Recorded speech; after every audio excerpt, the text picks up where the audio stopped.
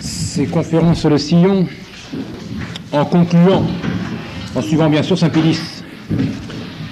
L'intéressant étant de comparer avec les documents actuels, et on verra que Saint-Pédis prévoyait plus ou moins la situation dans laquelle nous sommes.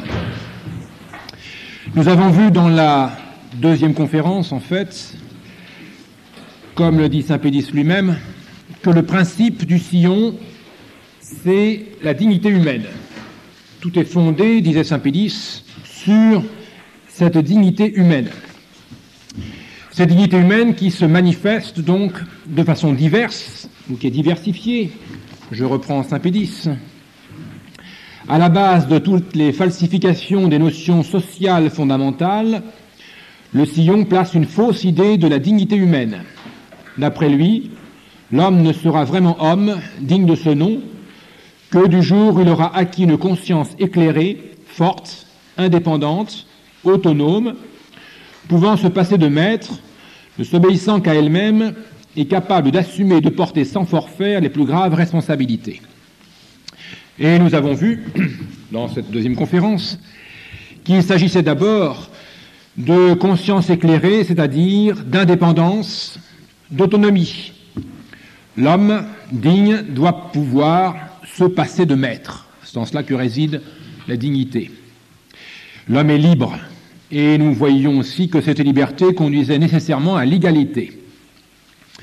D'autre part, on a vu dans la troisième conférence que l'homme étant capable par lui-même d'assumer les plus hautes responsabilités qu'il exerce dans son travail, eh bien, l'homme devenait ainsi, en quelque sorte, associé aux autres, à ceux qui travaillent avec lui, et créait ainsi ce qu'il appelle la fraternité.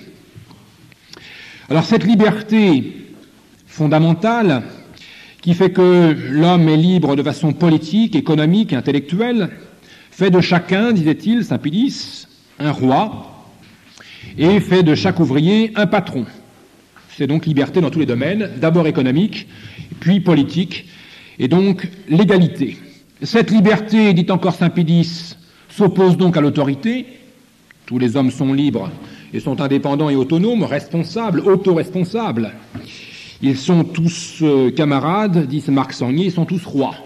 Donc aucune autorité ils ne peuvent être soumis à aucune autorité. D'autre part, dit encore Saint-Pédis, il n'est pas question, puisqu'ils sont libres et autonomes, d'être obéissants à quelque supérieur que ce soit. Car, et Saint-Pédis les fustige, il précise, en citant tout simplement Marc Sangnier, obéir est contraire à la dignité humaine, pour Marc Sangnier, ce serait même donc abaisser l'homme. Ce serait le mettre dans une suggestion insupportable. Cette subordination qu'il acquérait, l'homme, par l'obéissance, serait tout simplement une diminution de sa dignité, donc de ce qu'il est un homme. Et nous voyons pour conclure, eh bien, que le seul régime politique, le seul mode de vivre en société, pour Marc Sangnier, était la démocratie. Et voilà son erreur, c'est que le seul régime politique, au sens de organisation des hommes entre eux, qui pouvait convenir à l'homme en fonction de sa dignité qu'est la liberté, c'est la démocratie. Et donc à bannir tout autre système. Alors nous avons vu d'autre part, je reviens sur la fraternité, dans la troisième conférence, que chaque homme étant libre et indépendant, autonome, est capable, en quelque sorte, de se prendre en charge lui-même. Tous les hommes sont camarades et ils sont tous patrons, capable donc de se prendre en charge lui-même et d'assumer, en quelque sorte, dans son propre travail, l'intérêt du bien commun de la société dans laquelle il est. Tout ça par le simple amour de l'intérêt professionnel particulier. Il y a donc, entre les hommes, une certaine unité, un certain amour commun qui vient de la conscience que chacun a dans son travail. Et cette égalité dans la responsabilité, qui est une égalité finalement économique, qui est une égalité fondée dans le travail, c'est une égalité, dit Saint-Pédis en citant Marc Sangnier, qui révèle tout simplement la conscience ou l'énergie morale de chacun des ouvriers. Il a conscience, en quelque sorte, sa conscience lui dit de bien travailler, et son énergie morale est bien mise à contribution pour bien travailler. et ainsi tous unis dans cette même conscience, ou tous unis dans cette même énergie morale, acquièrent une certaine unité, c'est la fraternité. Donc c'est l'amour en quelque sorte partagé du travail, ou c'est la mise en commun de la conscience particulière. Et de cette unité économique, voyons-nous, jaillit donc comme par évolution une démocratie politique. On voyait l'erreur de Marc Sangnier la dernière fois, c'est qu'il faisait naître la politique de l'économique.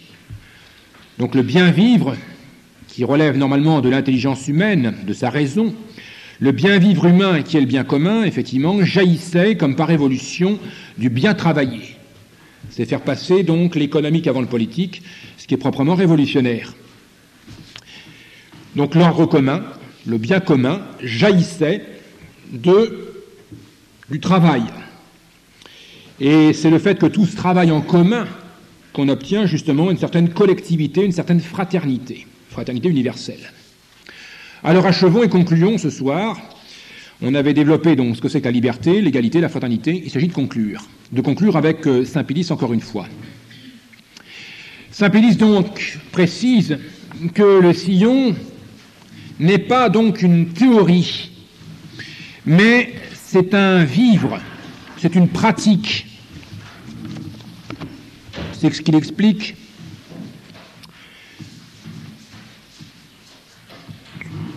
Les doctrines du sillon, dit Saint-Pédis, ne restent pas dans le domaine de l'abstraction philosophique. Elles sont enseignées à la jeunesse catholique, et bien plus, on s'essaye à les vivre. Donc le sillon est d'abord une vie. Alors Barbier, l'abbé Barbier, dans son histoire du catholicisme libéral et social, sur lequel je m'étais appuyé dans la première conférence, cite de nombreuses références de Marc Sangnier dans ses discours divers rapportés dans le journal Le Sillon et l'Esprit démocratique, où Marc Sangnier lui-même donc, a affirmé que le sillon n'était pas une théorie, n'avait pas en quelque sorte même de philosophie ou de principe, mais c'était surtout et d'abord une action. Voilà quelques citations par exemple donc de Marc Sangnier lui-même.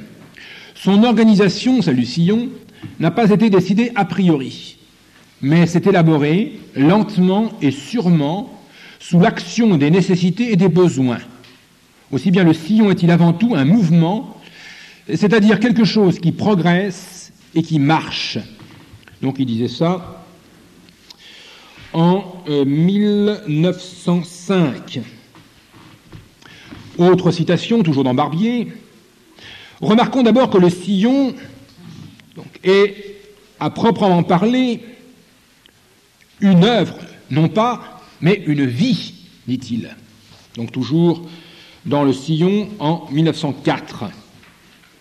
Et il précise, je dis que le sillon étant une vie, on ne le comprendra tout à fait que lorsqu'on l'aura vécu. Le sillon ne peut se décrire savamment et se transcrire par une formule ni économique ni algébrique. Il demande à être connu essentiellement et pratiquement. Le sillon étant avant tout une vie, se développe comme les organismes vivants. Donc Marc Sangnier affirme lui-même, selon ces citations rapportées par l'abbé Barbier, eh bien qu'on ne peut pas en faire la théorie en quelque sorte du sillon. Et on avait vu ça dans la première conférence. Il n'y a pas moyen d'ailleurs d'expliciter les principes philosophiques sur lesquels est appuyé ce mouvement, car il est en fait mouvement. Il n'est pas, justement, où il est sans principe. Le sillon, dit encore Marc Sangnier, n'est ni une œuvre, ni un groupe, c'est une cause. Sa méthode est expérimentale. Et voilà pourquoi le sillon n'est pas une œuvre. S'il est vrai que pour être du sillon, il est plus nécessaire encore de juger la vie d'une certaine façon, de regarder les choses sous un certain biais, que de s'occuper d'œuvres sociales proprement dites. Bon, voilà quelques citations qui manifestent eh bien, la véracité des propos de Saint-Pédis. Le sillon n'est pas une théorie, mais c'est une vie, ou c'est un vivre plutôt. C'est un agir.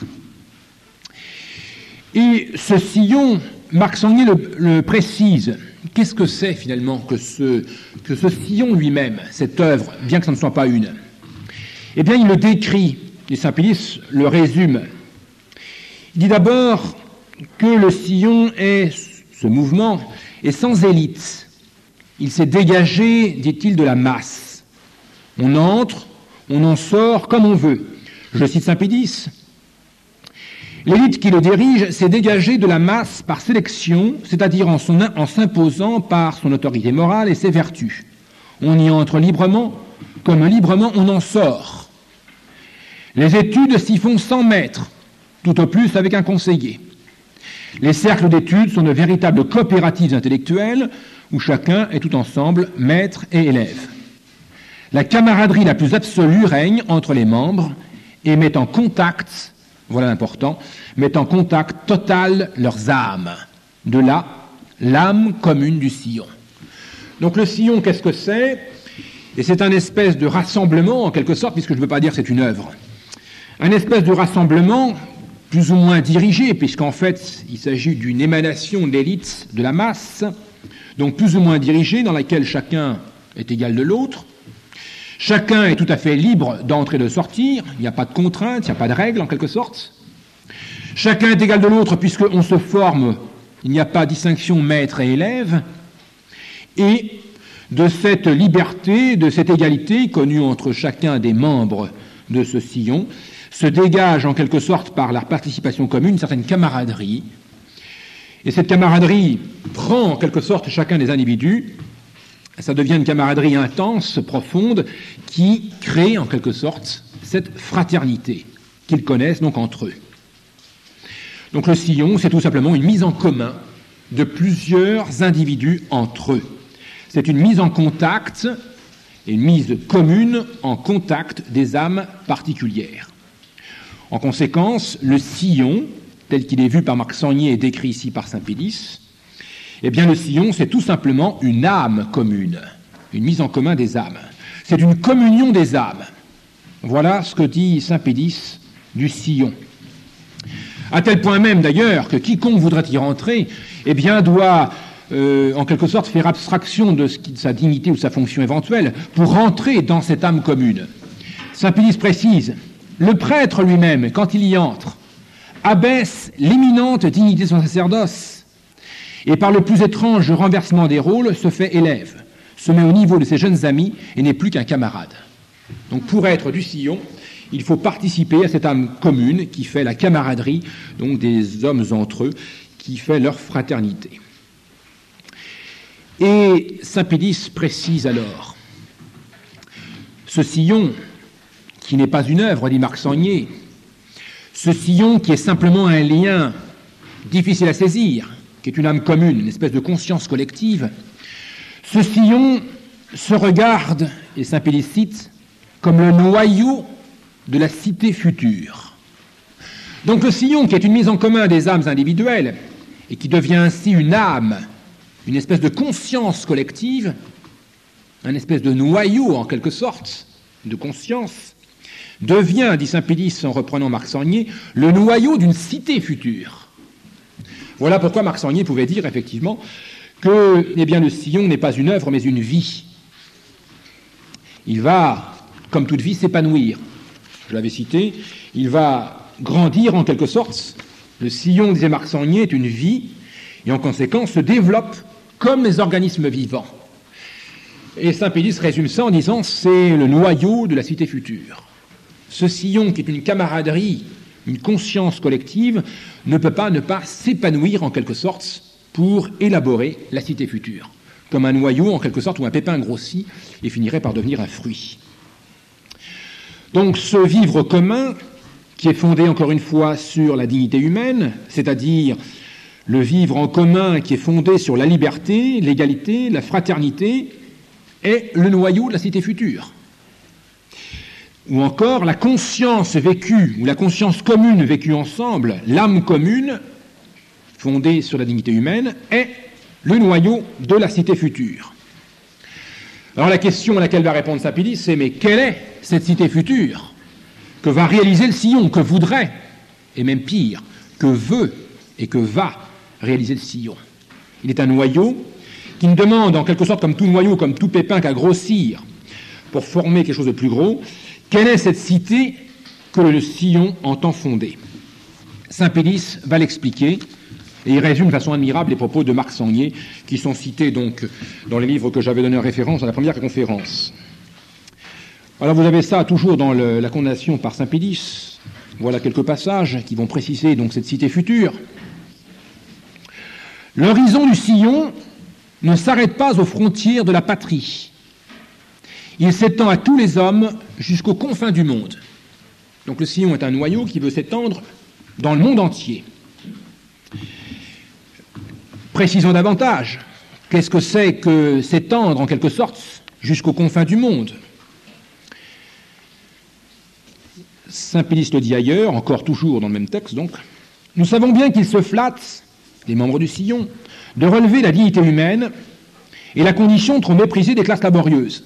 Ce qui est important, c'est que c'est toujours fondé sur le travail. De rendre justes et parfaites les lois du travail et les relations entre le capital et les salariés. Enfin, de faire régner sur terre une meilleure justice et plus de charité, et par des mouvements sociaux profonds et féconds, de promouvoir dans l'humanité un progrès inattendu. Donc le sillon entend développer finalement dans l'humanité un progrès inattendu. C'est-à-dire que cette âme commune, cette dignité humaine, cette liberté, cette égalité, cette fraternité, vécue ensemble par quelques-uns, tend à s'épanouir, en quelque sorte, ou à se développer dans le monde entier, tend à rayonner dans le monde et faire comprendre finalement à chacun qu'il s'agit de vivre parfaitement homme en vivant, comme eux vivent déjà, de cette liberté, cette égalité, cette fraternité. Voilà ce que dit saint Pélis. Seulement, voilà le problème, il le précise, et c'est pourquoi il l'a condamné.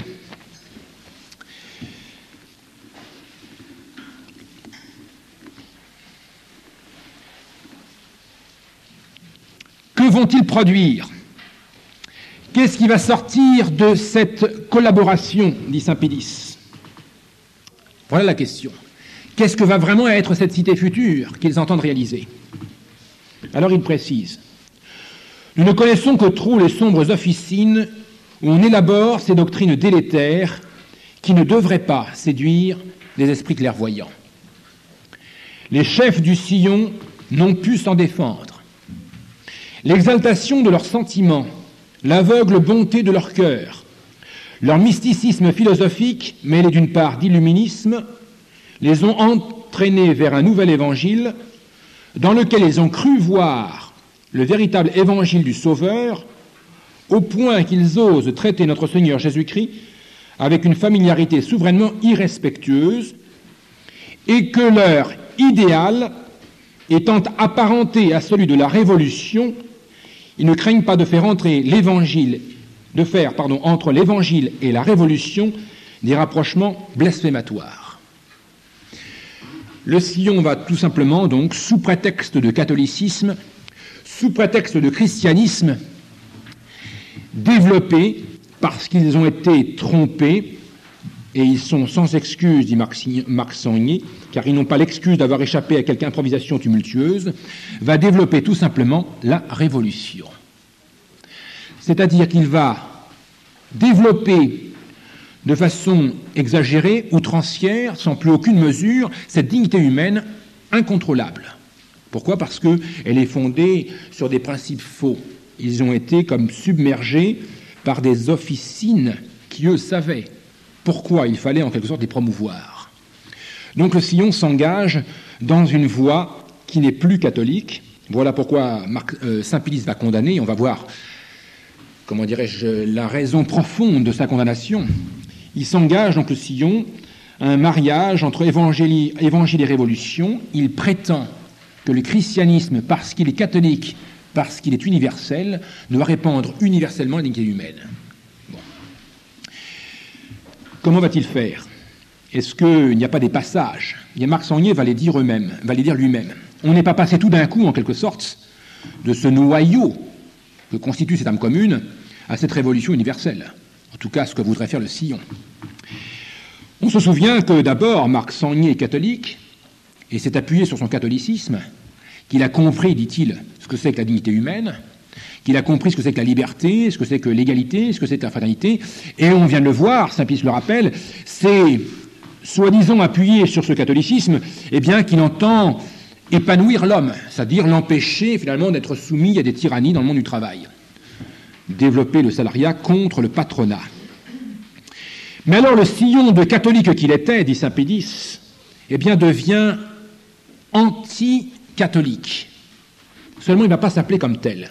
Il ne va pas se dire comme tel anti-catholique. Il va dire, et le passage est subtil, il est habituel, on l'entend sans arrêt. Marc Sangnier va dire, mais non, nous voulons entreprendre tout simplement le règne de Jésus-Christ universellement, c'est-à-dire dans le monde entier. Or, l'Église est répandue dans le monde entier, elle est catholique. Il associe alors ainsi Église et révolution, ou bien christianisme et puis révolution. Lui-même appuyé sur des principes catholiques. Alors il précise ceci, saint Pédis condamne pour cela. Il fut un temps, le sillon comme tel était formellement catholique. En fait, de force morale, il n'en connaissait qu'une, la force catholique. Et il allait proclamant que la démocratie serait catholique ou qu'elle ne serait pas. Donc il était toujours au départ appuyé sur ce catholicisme en confondant pourtant catholicisme et universalité. Et puis, dit saint Pédis, un moment vint où Marc Sangnier se ravisa et il laissa à chacun sa religion ou sa philosophie. Donc il va passer en quelque sorte du catholicisme au social. Il va dire, ce qui est important, avant le catholicisme, c'est finalement le social. Il s'agit d'abord de développer le social. Alors, bien que chacun, en quelque sorte, se mette un petit peu en veilleuse sa religion ou sa philosophie. Et Marc Sangnier cessa lui-même, dit saint Pédis, de se qualifier de catholique. Et alors le passage est subtil. À la formule de Marc Sangnier, la démocratie sera catholique, il substitua cet autre, la démocratie ne sera pas anticatholique. On a l'impression que c'est la même chose. Il vous dit d'abord, la démocratie sera catholique, et puis il passe à, la démocratie ne sera pas anticatholique. Alors en bonne logique, on apprend, deux négations égale une affirmation. Alors deux négations, c'est ne sera pas, première négation, anti-catholique, deuxième négation. On dit, c'est la même chose que la démocratie sera catholique. Eh bien non, dit saint Pédis, c'est pas la même chose. Car si on dit la démocratie ne sera pas anti-catholique, eh bien elle ne sera pas plus d'ailleurs anti-juive ou anti-bouddhiste. Elle sera anti-rien. Mais que sera-t-elle alors? Elle ne sera plus quoi que ce soit, car elle ne sera plus en quelque sorte, ou elle n'aura plus d'adversaires, où elle n'aura plus d'ennemis en matière religieuse. Elle ne sera plus ni anti-catholique, ni anti-juive, ni anti-bouddhiste. On passe donc d'une démocratie catholique à une démocratie qui n'est pas anti-catholique, c'est-à-dire une démocratie qui n'a plus aucune marque religieuse. L'important, dit Marc Sangnier, pour la cité future qu'il entend établir, c'est que tout le monde trouve un intérêt commun dans le social, en quelque sorte, ou la morale sociale à réaliser. Il faut que tous ceux qui participent aient un même idéal, qui ne sera plus un idéal formellement catholique, mais un idéal simplement social. Et on entreprendra de réaliser cette cité future sur cet idéal social, appuyé alors sur des forces morales, mais les forces morales que chacun développera, il les puisera dans la religion de son choix. On est donc tout simplement passé d'une démocratie catholique à une démocratie pas anticatholique, à une démocratie sociale, dont les forces sont puisées pour chacun dans leur propre religion. On appela, dit saint Pédis de Marc Sangnier, on appela à la construction de la cité future tous les ouvriers. Et c'est important, c'est encore le problème économique qui réalise cette cité future. Tous les ouvriers, de toutes les religions et de toutes les sectes. Ce qu'on demande, c'est d'avoir l'idéal de la réalisation d'une cité future qui serait surtout donc sociale et en fait démocratique, puisque c'est la seule façon de vivre comme homme libre. Alors, saint Pédis, pour montrer en quelque sorte que ce qu'il rapporte est tout à fait juste, cite lui-même dans son encyclique, dans sa condamnation, le discours de Marc Sangnier à Rouen en 1907. Alors il suffit de le lire pour montrer que ceci n'est pas une invention de saint Pédis, mais c'est bien ce qu'a dit Marc Sangnier lui-même. Certes, proclamait-on, donc, dit saint Pédis, les chefs du sillon, voilà le discours, mettent leur foi religieuse au-dessus de tout. Mais peuvent-ils ôter aux autres le droit de puiser leur énergie morale là où ils le peuvent? En revanche, ils veulent que les autres respectent leur droit à eux, de la puiser dans la foi catholique. Et ça, c'est voyé en 1907.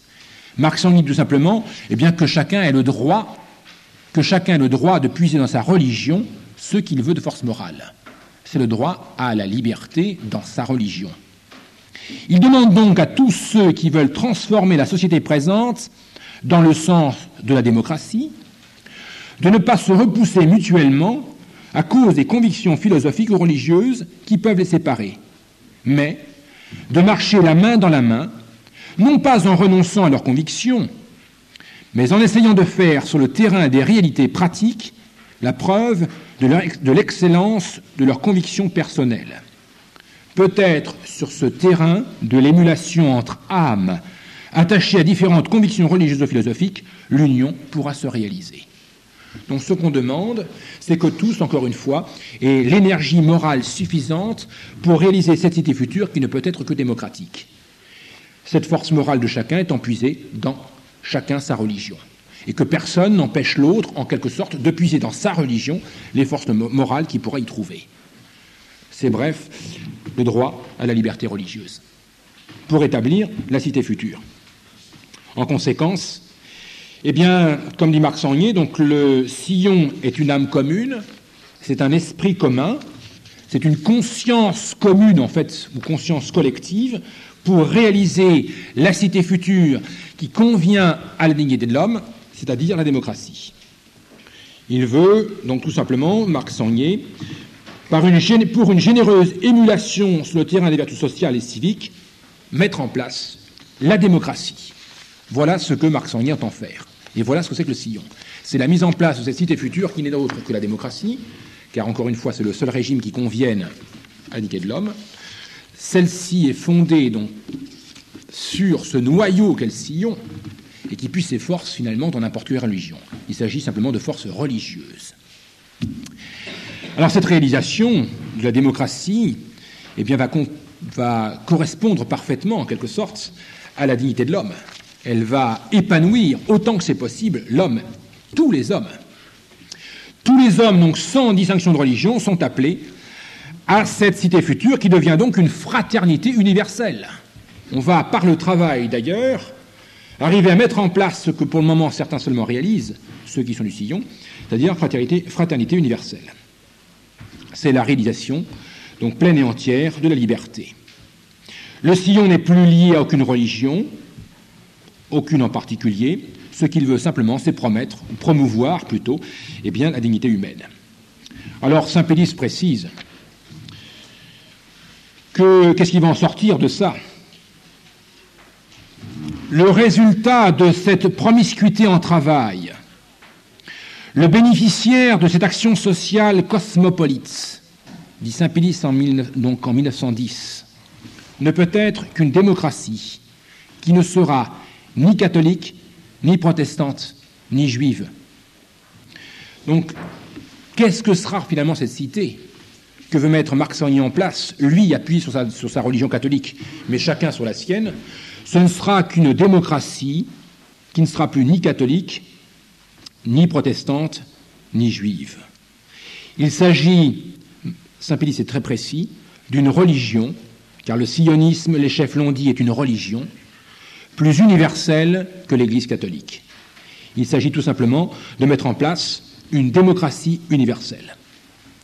Démocratie universelle, Saint-Pédis est très net, qui domine en quelque sorte, parce qu'elle a la dimension de l'humanité, elle domine l'Église catholique, qui regroupe qu'une portion de cette humanité.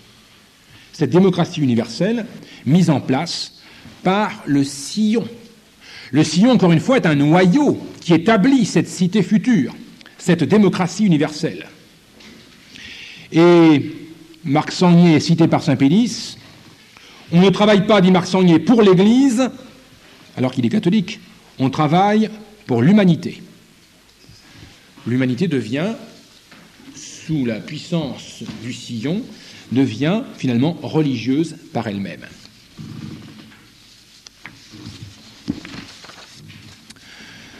Quelles sont les conséquences ? Saint-Pédis va jusqu'au bout, et c'est d'ailleurs la merveille de ses écrits. Il part des principes les plus hauts et descend toujours, en quelque sorte, jusqu'aux conclusions ultimes, qui sont toujours très pratiques. Quelle sera la conclusion, alors? Allons jusqu'au bout, dit Saint-Pédis. On arrive donc à une cité future, qui est nécessairement une démocratie qui n'est plus ni catholique, ni protestante, ni juive, et qui est une religion, car les sionistes l'affirment. Il s'agit bien d'une religion universelle. Elle est plus universelle que l'Église catholique. Alors, eh bien, puisqu'elle est plus grande que l'Église, elle tient en quelque sorte en elle-même l'Église.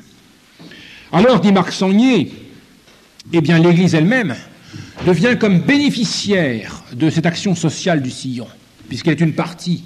Eh bien, elle va recevoir à son tour, l'Église, les bienfaits de cette démocratie religieuse universelle. Qui l'élabore? Il l'a précisé, les ouvriers. Attention, c'est bien le point de départ. On a vu que la démocratie politique émerge de la démocratie économique.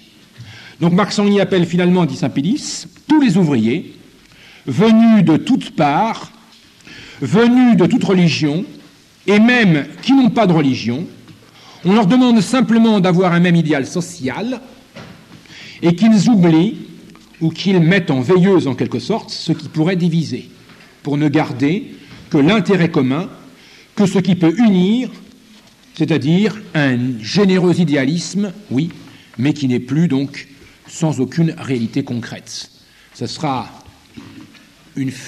simplement une cité future qui ne pourra pas se réaliser, car ne manqueront pas, bien sûr, les divisions. Quelle est la fin ultime de cette réalisation? Toujours Saint-Pédis.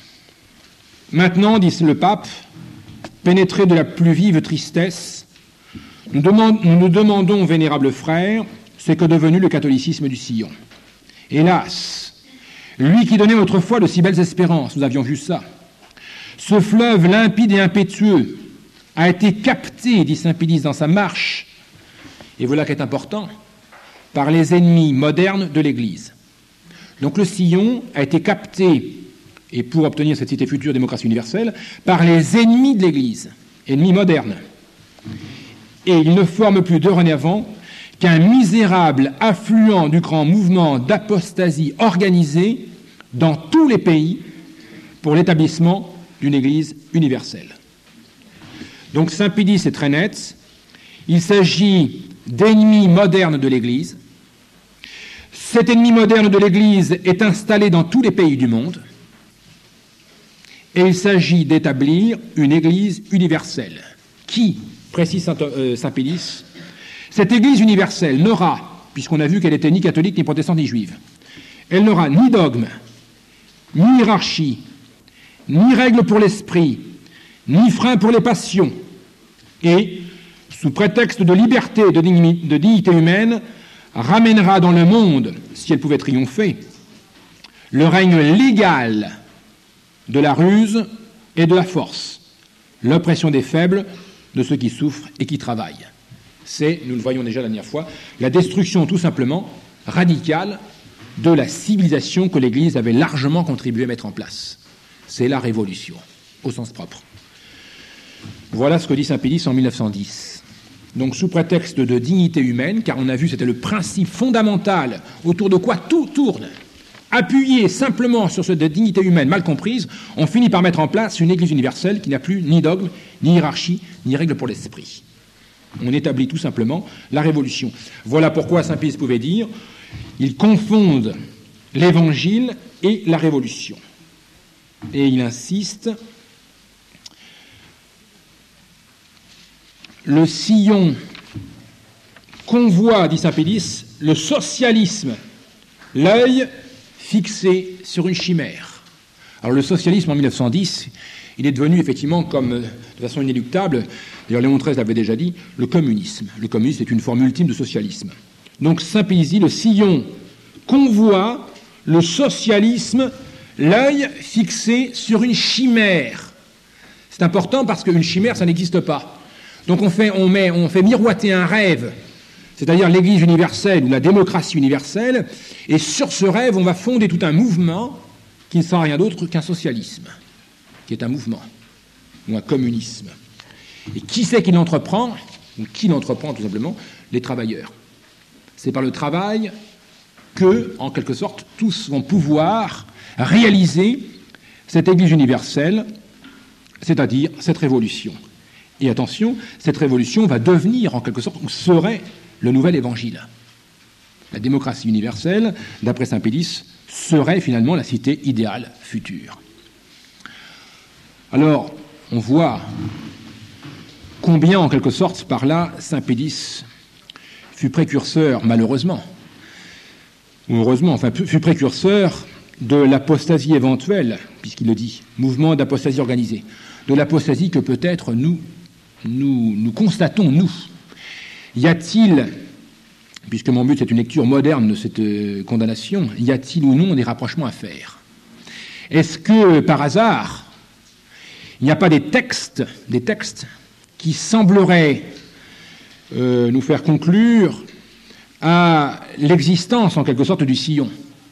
C'est-à-dire, est-ce qu'il n'y a pas des textes qui manifestent qu'on est en train de constater, justement, une mise en place d'une Église universelle qui n'a plus ni dogme ni hiérarchie et que les travailleurs tentent à réaliser. Le tout appuyé sur le principe fondamental de la dignité humaine. Eh bien, je ne vais simplement faire que lire les textes du Concile, donc Lumen Gentium et Gaudium et Spes, que j'avais déjà plus ou moins lu en partie, donc dans les deux conférences précédentes. Alors je reprends quasiment le même plan que j'ai suivi pour le sillon. On a vu, pour récapituler, que le sillon, en quelque sorte, en lui-même, a un principe, c'est la dignité humaine. De ce principe découle de façon nécessaire la liberté entre tous, l'égalité entre tous et la fraternité universelle.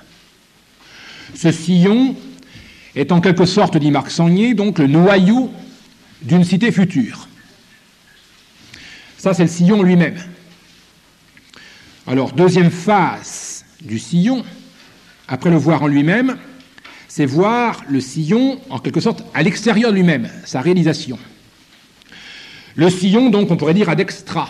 J'ai vu le sillon à l'intérieur de lui-même, ad intra, je le vois ad extra, c'est-à-dire dans son mouvement vers l'extérieur. Eh bien, le sillon, disait saint Pédis, va donc dominer tous les partis. Il va arriver à rassembler dans une âme commune tous les hommes. Il arrive ainsi à établir une démocratie universelle et met en place, en quelque sorte, une nouvelle civilisation qui dépasse l'Église catholique. C'est effectivement ce que l'abbé Nantes avait appelé le MASDU, mouvement d'animation spirituelle de la démocratie universelle. Bon, MASDU, on va voir que saint Pédis donne un autre nom. Bon, MASDU, mouvement d'animation spirituelle de la démocratie universelle. Saint Pédis l'appelle par son nom Comité démocratique d'action sociale. Voilà ce à quoi tend Sillon dans sa face extérieure, en quelque sorte, dans son mouvement ad extra. Donc il y a deux mouvements. Il y a le sillon en lui-même et le sillon dans sa réalisation. La réalisation ultime, c'est donc la démocratie universelle. C'est finalement remplacer l'Église par la Révolution, et c'est finalement, disait saint Pédis, convoyer le socialisme, l'œil fixé sur une chimère. Donc on fait miroiter quelque chose au bout qui n'existe pas d'ailleurs, et on entreprend ainsi tout un mouvement de révolution. Eh bien, en prenant tout simplement, appuyé sur les écrits, on va les voir, en prenant les deux constitutions qui enchâssent tous les textes du Concile, Lumen Gentium et Gaudium et Spes, on va observer exactement le même mouvement. Alors je vais donc reprendre le même plan. Comme on a vu le sillon ad intra et le sillon ad extra, le tout partant du principe de la dignité humaine, on va voir tout simplement l'Église ad intra et l'Église ad extra, fondée elle-même sur le principe de la dignité humaine, qui va donc s'élaborer en trois. Alors c'est la fameuse trilogie révolutionnaire des saint Pédis. Est-ce que c'est vrai? On va voir. De la liberté, égalité et fraternité. Rappelez-vous, il avait dit ceci ressemble largement à ce que les philosophes du XVIIIe siècle avaient prôné, ceux de la Révolution. Donc l'Église ad intra, ad extra, appuyée sur la démocratie, sur la dignité humaine, va s'épanouir dans une trilogie qui ne va pas s'appeler, encore qu'on pourrait lui donner les noms, liberté, égalité, fraternité, qui va s'appeler autrement.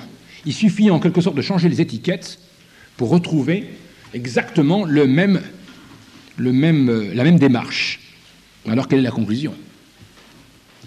Alors je reprends le même schéma. Donc, comme j'ai vu donc affirmé par Marc Sangnier le principe fondamental de la dignité humaine, eh bien, je prends quelques exemples, évidemment pas du tout au hasard, manifestant que la dignité humaine est encore un principe donc de l'Église. Alors il suffit pour commencer de prendre le discours de Jean-Paul II aux Nations Unies le 2 décembre 1979. Donc le 2 décembre 1979, Jean-Paul II tient le discours suivant. Je ne fais pas tout le discours, une petite citation seulement, ce qui est assez long. Permettez-moi, dit le pape, permettez-moi d'attirer l'attention de l'Assemblée sur l'importance et la gravité d'une question qui, aujourd'hui encore, est vivement et douloureusement ressentie. Je veux parler de la question de la liberté religieuse, qui est à la base de toutes les autres libertés, et qui est inséparablement liée à elles toutes, en raison précisément de cette dignité qu'est la personne humaine. La véritable liberté, dit le pape, est la caractéristique prédominante de l'humanité. C'est la source d'où découle la dignité humaine. C'est, dit le pape citant Gaudium et Spes, le signe exceptionnel de l'image de Dieu dans l'homme. Elle nous est offerte et nous est conférée, dit le pape, comme notre mission propre. Et il poursuit un peu plus loin, « Je désire étendre mes souhaits très cordiaux dans l'espoir que les Nations Unies puissent poursuivre sans relâche la promotion en tout lieu de la défense de la personne humaine et de sa dignité dans l'esprit de la Déclaration universelle des droits de l'homme. » Le 2 décembre 1979. Dans sa première encyclique, donc Redemptor Hominis, qui date de mars 1979, Jean-Paul II donc affirme ceci. Nous sommes donc dans la manifestation du principe fondamental de la dignité humaine, ce qui est une vérité, j'allais dire aujourd'hui, une vérité archi connue. Donc, le paragraphe 10, c'est assez facile parce que c'est sous-titré par Jean Potin, donc il n'y a plus qu'à regarder les titres. Voilà ce que dit donc Jean-Paul II. L'homme ne peut vivre sans amour. Il demeure pour lui-même un être incompréhensible. Sa vie est privée de sens s'il ne reçoit pas la révélation de l'amour, s'il ne rencontre pas l'amour, s'il n'en fait pas l'expérience, s'il ne le fait pas sien, s'il n'y participe pas fortement. C'est pourquoi le Christ rédempteur révèle pleinement l'homme à lui-même. Telle est, si l'on peut s'exprimer ainsi, la dimension humaine du mystère de la rédemption. Dans cette dimension, voilà la phrase, l'homme retrouve la grandeur, la dignité et la valeur propre de son humanité. Donc vous avez là, qu'est-ce que c'est que la révélation ? C'est la révélation à l'homme de sa propre dignité. Bon, dans mon édition, c'est page 36. Donc c'est l'édition du Centurion, c'est l'édition officielle de l'épiscopat français. La même chose, page 37. En réalité, autre citation, donc, cette profonde admiration devant la valeur et la dignité de l'homme s'exprime, dit le pape, dans le mot évangile qui veut dire bonne nouvelle. Elle est liée aussi au christianisme. Etc. Alors, autre citation, page 40 de cette édition-ci. Dans le Christ et par le Christ, Dieu s'est révélé pleinement à l'humanité et s'est définitivement rendu proche d'elle. En même temps, dans le Christ et par le Christ, l'homme a acquis une pleine conscience de sa dignité, de son élévation, de la valeur transcendante de l'humanité elle-même, du sens de son existence. Il faudrait lire tout le passage carrément, ou à peu près. En voilà une autre référence pour Redemptor Hominis, donc la première encyclique du pape. En annonçant le mystère du Christ, en montrant la dimension à la fois divine et humaine de la rédemption, en luttant avec une persévérance inlassable pour cette dignité que chaque homme a atteinte et peut atteindre continuellement dans le Christ, et qui est la dignité de la grâce et de l'adoption divine, et en même temps la dignité de la vérité intérieure de l'humanité. Si cette dignité a pris un relief aussi fondamental dans la conscience commune du monde contemporain, elle est encore plus évidente pour nous à la lumière de cette réalité qu'est le Christ Jésus lui-même. Je peux en allonger. Une dernière, page 51. Il s'agit donc ici de l'homme dans toute sa vérité, dans sa pleine dimension. Il ne s'agit pas de l'homme abstrait mais réel, de l'homme concret, historique, Il s'agit de chaque homme, parce que chacun a été inclus dans le mystère de la rédemption, et Jésus-Christ est uni à chacun pour toujours à travers ce mystère. On va voir l'application, enfin, tout ça n'est qu'une explicitation, en fait, de Gaudium et Spes, on va le voir. Mais, bon, voilà qui peut manifester, en tout cas, chez Jean-Paul II, le principe de la dignité humaine. Ce ne sont pas donc une citation au hasard, c'est vraiment donc plusieurs, et il faudrait lire tout le paragraphe 11 de Redemptor Hominis pour en voir peut-être encore mieux, donc que c'est un véritable principe. Alors, dans les textes du Concile, et Jean-Paul II les connaît très très bien, on retrouve ces mêmes vérités.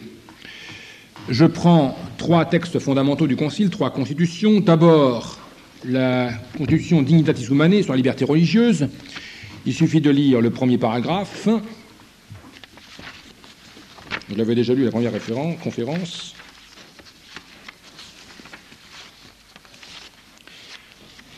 Je vous lis, pour manifester encore ce principe de l'unité humaine, le commentaire qui en est fait dans cette édition officielle donc, du Centurion. C'est l'édition de l'épiscopat français, et la présentation en est faite par le cardinal Koenig. Donc c'est lui qui explique comment il faut comprendre la déclaration. Ils sont bien placés pour le savoir, puisque c'est eux qui ont contribué à la rédiger. Donc c'est important d'avoir le témoignage eux-mêmes des rédacteurs. Comme disait Monseigneur, on juge l'arbre à ses fruits, et le Concile, eh bien, on le comprend par l'interprétation de ceux-mêmes qui l'ont rédigé. La prise de conscience de la dignité inviolable de la personne humaine se développe, donc dit le cardinal Koenig, de façon croissante. On en voit entre autres le signe dans le fait que des hommes toujours plus nombreux revendiquent de pouvoir agir sans contrainte, librement, au nom de leur propre responsabilité. C'est là pour une bonne part une réaction à la suite de la dégradation, de l'avilissement qu'on a fait subir à la personne humaine dans un passé récent, en particulier avec l'avènement des régimes totalitaires, etc., etc. Une conséquence de cette expérience est qu'au plan de la vie politique, on exige aujourd'hui une limitation constitutionnelle de la compétence du pouvoir public afin que l'individu puisse rechercher librement et sans entrave les biens et valeurs propres à l'homme et, en premier lieu aussi, les valeurs religieuses. Donc il s'agit ici de laisser l'homme libre pour pouvoir s'épanouir, même en matière religieuse. Donc il s'agit de la restriction, en quelque sorte, du politique pour magnifier l'individu, la personne humaine. Alors, voyons la déclaration elle-même. C'est le fameux texte, donc, paragraphe 1. La dignité de la personne humaine, ça commence comme ça, donc, déclaration sur la liberté religieuse, paragraphe 1.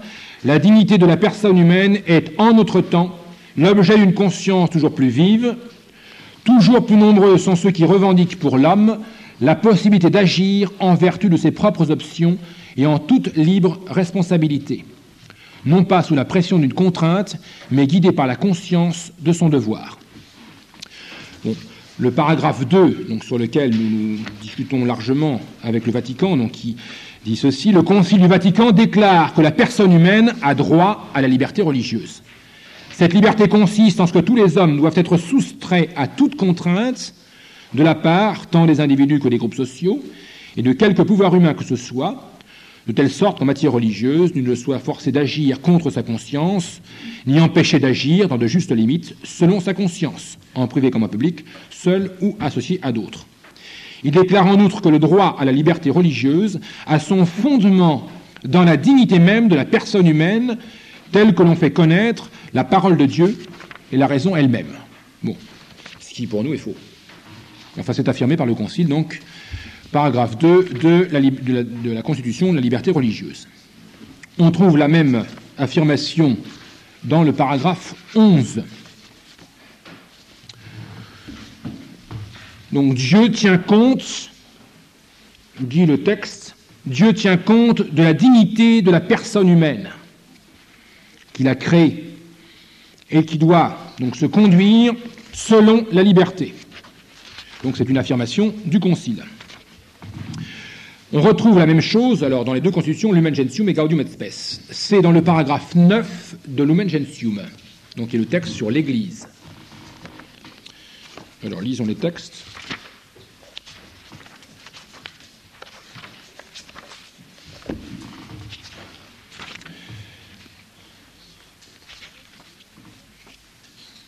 Voilà le passage en question. Donc, la condition de ce peuple peuple de Dieu, il parle de l'Église, c'est la dignité et la liberté des fils de Dieu, dans le cœur de qui, comme dans un temple, habite l'Esprit Saint.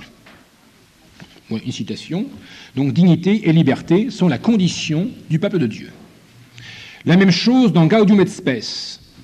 En fait, il voudrait dire tout le chapitre 1 de Gaudium et Spes qui ne traite que de la dignité humaine. Donc, c'est la constitution, l'Église dans le monde. Nous y reviendrons en détail tout à l'heure. Donc, c'est tout le chapitre 1, tout le paragraphe 1, qu'il faudrait donc lire. Bon, je ne vais pas le dire tout entier. Le chapitre 1, pardon. Je vais lire donc les passages les plus importants. Le paragraphe 16 de ce chapitre 1 précise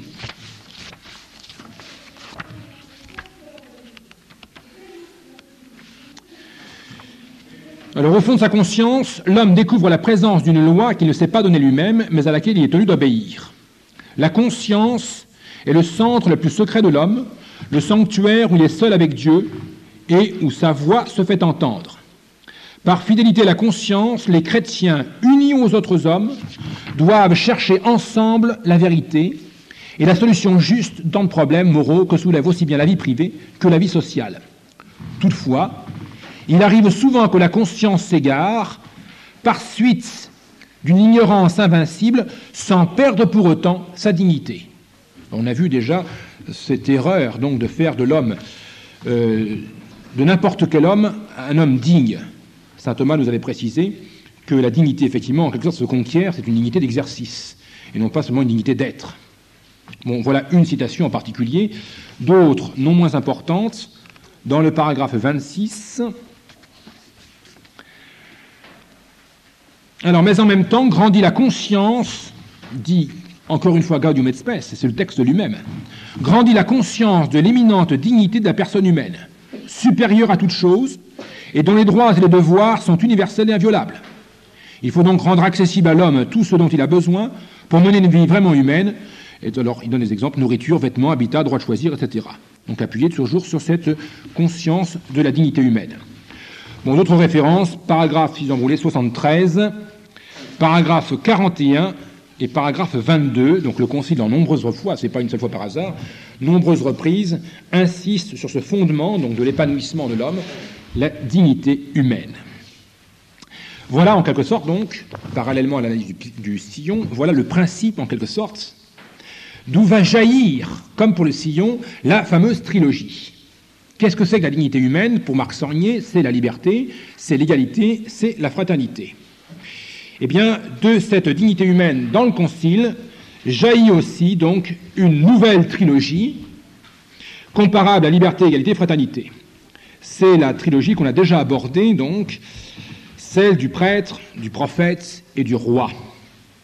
Alors, ceci va être manifesté par le document donc, sur l'Église du Concile, Lumen Gentium. C'est en particulier, donc, Lumen Gentium, numéro 31 et 32.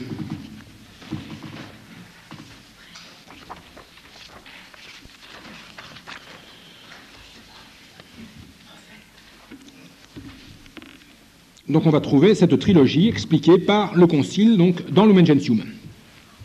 Alors il précise donc, on va le voir dans tout le numéro 31 puis le numéro 32, comment s'épanouit finalement cette dignité humaine. Ceci est dans le chapitre qui traite des laïcs.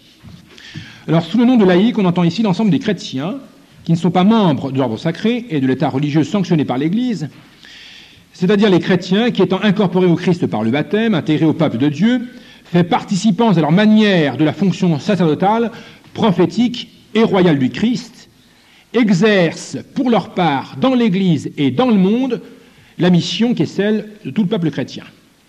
Donc il va préciser le Concile, eh bien que chacun des fidèles, donc ici laïque, qui n'est pas donc clair, a en quelque sorte la triple fonction, donc sacerdotale, prophétique et royale.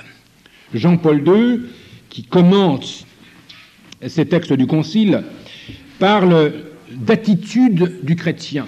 Il y a une triple attitude. Donc cette attitude sacerdotale, prophétique, royale. Et il précise, cette attitude naît de l'émergence dans la conscience de chacun de l'appartenance au Christ. Donc chacun, si vous voulez, prend conscience, comme le dit le Concile, qu'il appartient au Christ, et cette prise de conscience par chacun de son appartenance au Christ, eh bien, s'épanouit en cette trilogie. Il est donc prêtre, prophète et roi. Alors voyons d'abord la première dimension, la première attitude, la dimension sacerdotale, donc qui émane finalement de cette prise en conscience de la dignité que chaque homme a. Alors nous avons déjà vu ça dans la deuxième conférence, il s'agissait du sacerdoce commun des fidèles. Le texte de Lumen Gentium, je vous l'avais expliqué, est bâti en plusieurs chapitres, et ils se répondent en quelque sorte. Il y a le chapitre 1 qui traite du mystère de l'Église, Lumen Gentium. Le chapitre 2, avons-nous vu, traite du peuple de Dieu. Le chapitre 3 parle de la constitution hiérarchique de l'Église, en particulier de l'épiscopat. Le chapitre 4 parle des laïcs. Chapitre 5, la sainteté, etc. Bon, et le chapitre 7 de l'eschatologie. Alors, j'avais fait remarquer que, outre, et j'étais passé là-dessus, le chapitre 1er qui définissait plus ou moins l'Église, on commençait d'abord, ce qui est assez étonnant, parce que c'est contraire finalement à ce que l'Église est, elle est hiérarchique, donc elle a un principe de gouvernement, on commençait d'abord par le chapitre 2 qui traitait du peuple de Dieu. Et c'est précisé justement le sacerdoce commun de tous les membres de l'Église. Alors ce sacerdoce commun, comme il est propre à chacun, eh bien il est propre aux clercs comme aux laïcs. Il est traité en général dans le chapitre 2. On le retrouve donc dans le chapitre 4, puisqu'il traite des laïcs. Donc dans le chapitre 2, on voit le sacerdoce commun en général. Et puis dans le chapitre 4, on voit comment il est participé, en quelque sorte, par les laïcs. Donc les numéros de Lumen Gentium se correspondent. Alors, vous avez d'ailleurs, le texte lui-même fait le parallèle, vous avez les numéros 10 et 11 qui correspondent au numéro 34. Vous allez voir donc de quoi il s'agit. Alors dans le numéro 10 et 11, on traite donc du sacerdoce commun. Bon, j'avais déjà expliqué ça, donc j'y reviens pas. C'est le fait que tous les fidèles sont prêtres. Le sacerdoce commun des fidèles et le sacerdoce ministériel ont entre eux une différence essentielle, c'est vrai, mais tous, donc, sacerdoce commun, le participent. Voilà ce que disait donc Lumen Gentium dans le numéro 10. Dans le numéro 11, il en est de même, donc on précise. Il s'ensuit que, ayant été renouvelés par le corps du Christ au cours de la sainte liturgie eucharistique, les fidèles, ils manifestent sous une forme concrète l'unité du peuple de Dieu que ce très grand sacrement signifie en perfection et admirablement réalise. Donc il y a participation de tous au même sacerdoce. Bon. Ce même sacerdoce va participer par tous, s'épanouit en quelque sorte, chez les laïcs, de façon particulière, et puis chez les clercs, d'une autre façon. Cet épanouissement du sacerdoce des laïcs est explicité, marqué par le Concile dans le paragraphe 34. Voilà de quoi il s'agit. Je vous lis le texte. Toutes leurs activités, donc des laïcs, leurs prières, leurs entreprises apostoliques, leur vie conjugale et familiale, leur labeur quotidien, leur détente d'esprit et de corps, si elles sont vécues dans l'esprit de Dieu, et même les épreuves de la vie, pourvu qu'elles soient pratiquement supportées, tout cela devient offrande spirituelle agréable à Dieu par Jésus-Christ. Et, dans la célébration eucharistique, ces offrandes rejoignent l'oblation du corps du Seigneur pour être offerte en toute piété au Père. C'est ainsi, ajoute le Concile, que les laïcs consacrent à Dieu le monde lui-même, rendant partout à Dieu, dans la sainteté de leur vie, un culte d'adoration. Donc, vous voyez, il y a un exercice, en quelque sorte, de ce sacerdoce commun particulier aux fidèles. C'est le fait qu'ils consacrent à Dieu le monde lui-même, rendant partout à Dieu, dans la sainteté de leur vie, un culte d'adoration. Bon. Donc, il y a un sacerdoce commun qui s'épanouit de façon particulière chez les laïcs. Alors, c'était précisé, j'avais dit ça dans la deuxième conférence, donc, l'expression, en quelque sorte, du sacerdoce des laïcs, eh bien, est une expression particulière à un dona, des dona propria, disait donc le commentateur du Concile, les dons propres aux laïcs, qui sont différents des dons propres du clerc, mais tous enracinés dans le sacerdoce commun. Bon. Deuxième, ça c'est la première dimension, qui est fondée toujours dans l'épanouissement, en la prise en conscience, en quelque sorte, de chacun de sa dignité humaine. On se reconnaît comme étant prêtre. Deuxième dimension, c'est la dimension prophétique. Alors, de nouveau, on retrouve le parallèle, en général, puis chez les laïcs, donc c'est les numéros 12 et 35 qui se correspondent. On l'avait déjà vu aussi lorsque j'abordais la liberté et l'égalité de tous les fidèles. On avait vu dans le numéro 12 que chacun des fidèles, et donc tous, sont juges de la foi, et que finalement devient vérité en quelque sorte ce qui est établi par consentement universel de tous, dans la mesure où tous participent justement, ont part réelle à l'ordre de l'Église universelle.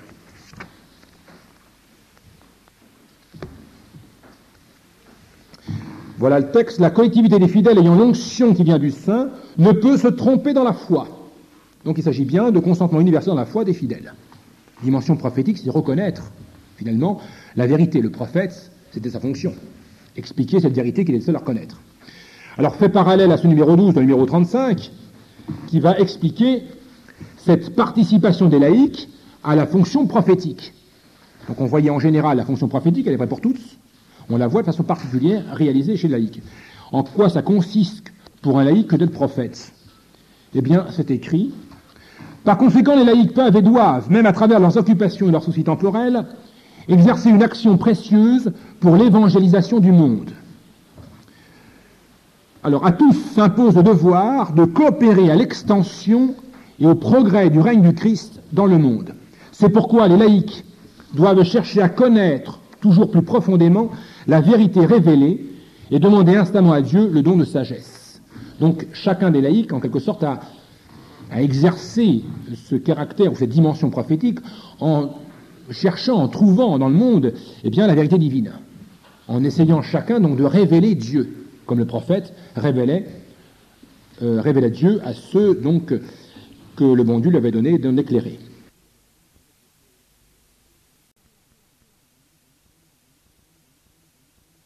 Se rapporte à cela deux numéros en parallèle Lumen Gentium. La partie commune, c'est le numéro 13, qui est explicité pour les laïcs dans le numéro 36. Alors, dans le numéro 13, Lumen Gentium nous explique que Dieu a envoyé son Fils pour être le maître de l'univers, le roi de l'univers. Seulement, numéro 13, cette royauté, donc, cette royauté du Christ, n'est pas de ce monde. Et alors l'Église intervient là parce qu'elle est, en quelque sorte, elle a charge et la mission, de tendre à la réalisation de ce royaume du Christ, qui n'est pas de ce monde. Voilà le texte. C'est dans ce but que Dieu a envoyé son Fils, dont il fit l'héritier de l'univers, pour être à l'égard de tous maître, roi et prêtre, chef du nouveau peuple des fils de Dieu étendu à l'univers. C'est pour cela enfin que Dieu envoya l'Esprit de son Fils, Seigneur et principe de vie, qui est pour l'Église entière, pour tous et chacun, donc le principe de leur rassemblement. Mais, comme le royaume du Christ n'est pas de ce monde, donc Dieu l'a envoyé pour être roi, seulement il ne veut pas exercer actuellement ce royaume. L'Église, peuple de Dieu, par qui ce royaume prend corps, ne retire rien aux richesses temporelles de quelque peuple que ce soit, au contraire, elle sert et assume toutes les facultés, les ressources et les formes de vie des peuples en ce qu'elles ont de bon. En les assumant, les purifiant, elle les renforce et les élève. Donc on vous dit, dans le Lumen Gentium, un texte officiel, donc Dieu a envoyé son Fils pour être le roi. Mais cette royauté n'est pas de ce monde. Comment établir cette royauté? C'est l'Église qui le fait. L'Église a pour mission, en quelque sorte, de mettre en place, donc au fur et à mesure du temps, de développer ou d'arriver à ce que finalement le Christ soit roi de l'univers. L'Église a pour mission, en quelque sorte, de récapituler, disait le numéro 13, l'humanité sous le Christ roi. Voilà, ce qui est en quelque sorte dire que le peuple de Dieu, se construit. Il faut arriver à ce que Dieu soit le roi de l'univers, c'est-à-dire le roi de tous les hommes. Donc tous les hommes vont constituer, alors, dans cette étape ultime, le peuple de Dieu. Voilà l'explication de la dimension royale de façon commune, générale. Voyons là, dans son application particulière, comment les laïcs interviennent-ils? Comment est-ce que les laïcs, alors, vont finalement contribuer pour leur part à mettre en place ce royaume du Christ? En effet, le Seigneur désire étendre son règne également par le concours des fidèles laïcs. Donc c'est le numéro 36. Son règne, qui règne de vérité de vie, Règne de sainteté et de grâce, règne de justice, d'amour et de paix, règne où la création elle-même sera affranchie de l'esclavage, de la corruption, pour connaître la liberté glorieuse des fils de Dieu. Les fidèles, alors comment font-ils pour arriver à mettre ce règne en place? Doivent donc reconnaître la nature profonde de toute la création, sa valeur, la valeur de la création, donc valeur naturelle, sa finalité qui est la gloire de Dieu. Ils doivent, à travers les travaux du siècle, s'aider mutuellement en vue d'une vue plus sainte, afin que le monde s'imprègne de l'esprit du Christ. Donc le laïc exerce sa dimension royale, en quelque sorte, en participant, en étant membre de l'Église, c'est-à-dire en instaurant par son travail cette royauté. Voilà comment le laïc exerce donc finalement sa propre dimension royale. Il contribue à cette royauté universelle. Alors si on revient, on conclut cette triple dimension, appuyée sur la prise de conscience, comme dit Jean-Paul II, donc de la dignité humaine, on a fondé sur cette dignité, qu'est-ce que c'est que l'homme? Il est libre, tous sont égaux et on obtient une fraternité universelle. Eh bien, on a de façon parallèle, donc la liberté, c'est le fait que tous soient prêtres, ils sont tous autonomes en quelque sorte, ou libres, il n'y a pas de hiérarchie qui s'instaure. Ils sont tous égaux dans cette capacité de connaître la vérité divine, et c'est la dimension prophétique. Et on instaure ainsi une fraternité universelle, entreprise par les laïcs et par leur travail, c'est tout simplement la dimension royale. Donc à la liberté, égalité, fraternité, trilogie donc de Marc Sangnier correspond pour Lumen Gentium la trilogie prêtre, prophète et roi. On a donc un sacerdoce commun, sacerdoce prophétique, sacerdoce royal. C'est-à-dire que la liberté ou sacerdoce commun, c'est tout simplement la manifestation à la conscience de la dignité de l'homme. Le sacerdoce prophétique, c'est l'égalité en ce que chacun est juge et maître de la vérité divine, l'ordre du prophète. Sacerdoce royal, qui correspond à la fraternité, en tant que chacun, par son travail, contribue à une mise en commun universelle. Et c'est d'ailleurs ce qu'explique Lumen Gentium lui-même dans le numéro 3 et 5. Alors si on pousse le parallèle, comme on a vu que Marc Sangnier pose comme principe la dignité et qu'il y a épanouissement en trilogie, pour arriver à dire que, dit Marc Sangnier, le sillon est le noyau d'une cité future, est-ce que, fondée sur ce parallèle, l'Église, appelons-la comme ça pour le moment, ne serait pas elle-même à son tour le noyau d'un règne futur? Or, on a vu pour le moment que le règne du Christ n'est pas de ce monde. Eh bien, il suffit de relire, effectivement, ce que je vous ai lu, Lumen Gentium numéro 13. Effectivement, donc, il n'y a qu'à lire. Le royaume du Christ n'est pas de ce monde. Alors, on avait appris jusqu'à présent, le catéchisme disait que l'Église, c'est le royaume de Dieu. Eh bien là, on vous dit le Christ n'est pas de ce monde, donc son royaume n'est pas de ce monde. L'Église, par qui ce royaume prend corps, donc il s'agit de succession de mouvements, par qui donc ce royaume prend corps, va instaurer ce royaume. Donc l'Église semble être effectivement le noyau par qui ce royaume futur prend corps. Elle est donc comme le sillon, ce noyau d'une cité future. Alors on peut dire, j'exagère un peu, il reste un chapitre qu'on a sauté, c'est le chapitre 1 de Lumen Gentium. Pourquoi? Comment c'est-il? Comment l'Église est-elle définie dans le chapitre 1 de Lumen Gentium? Eh bien, j'allais dire, pour le comprendre, il fallait presque passer par le chapitre, donc les chapitres qu'on a vus, donc le chapitre 2 et le chapitre 4. On reverra plus loin le chapitre 3. Qu'est-ce que nous dit le concile de l'Église? Qu'est-ce que c'est que l'Église? Est-ce qu'elle est un noyau, finalement, d'un règne futur? Alors voyons tout le premier chapitre, et en particulier le numéro 1, de Lumen Gentium. Le Christ est la lumière des peuples. Réunis dans l'Esprit Saint, le Saint Concile souhaite donc ardemment, en annonçant à toute créature la bonne nouvelle de l'Évangile, répandre sur tous les hommes la clarté du Christ qui resplendit sur le visage de l'Église. L'Église étant dans le Christ, en quelque sorte, le sacrement. Donc l'Église étant, en quelque sorte, le sacrement, c'est-à-dire à la fois le signe et le moyen de l'union intime avec Dieu et de l'unité de tout le genre humain. Elle se propose de préciser davantage pour ses fidèles et pour le monde entier, en se rattachant à l'enseignement des présents conciles, sa propre nature et sa mission universelle. À ce devoir qu'est celui de l'Église, les conditions présentes aujourd'hui d'une nouvelle émergence, bon, que faut-il faire?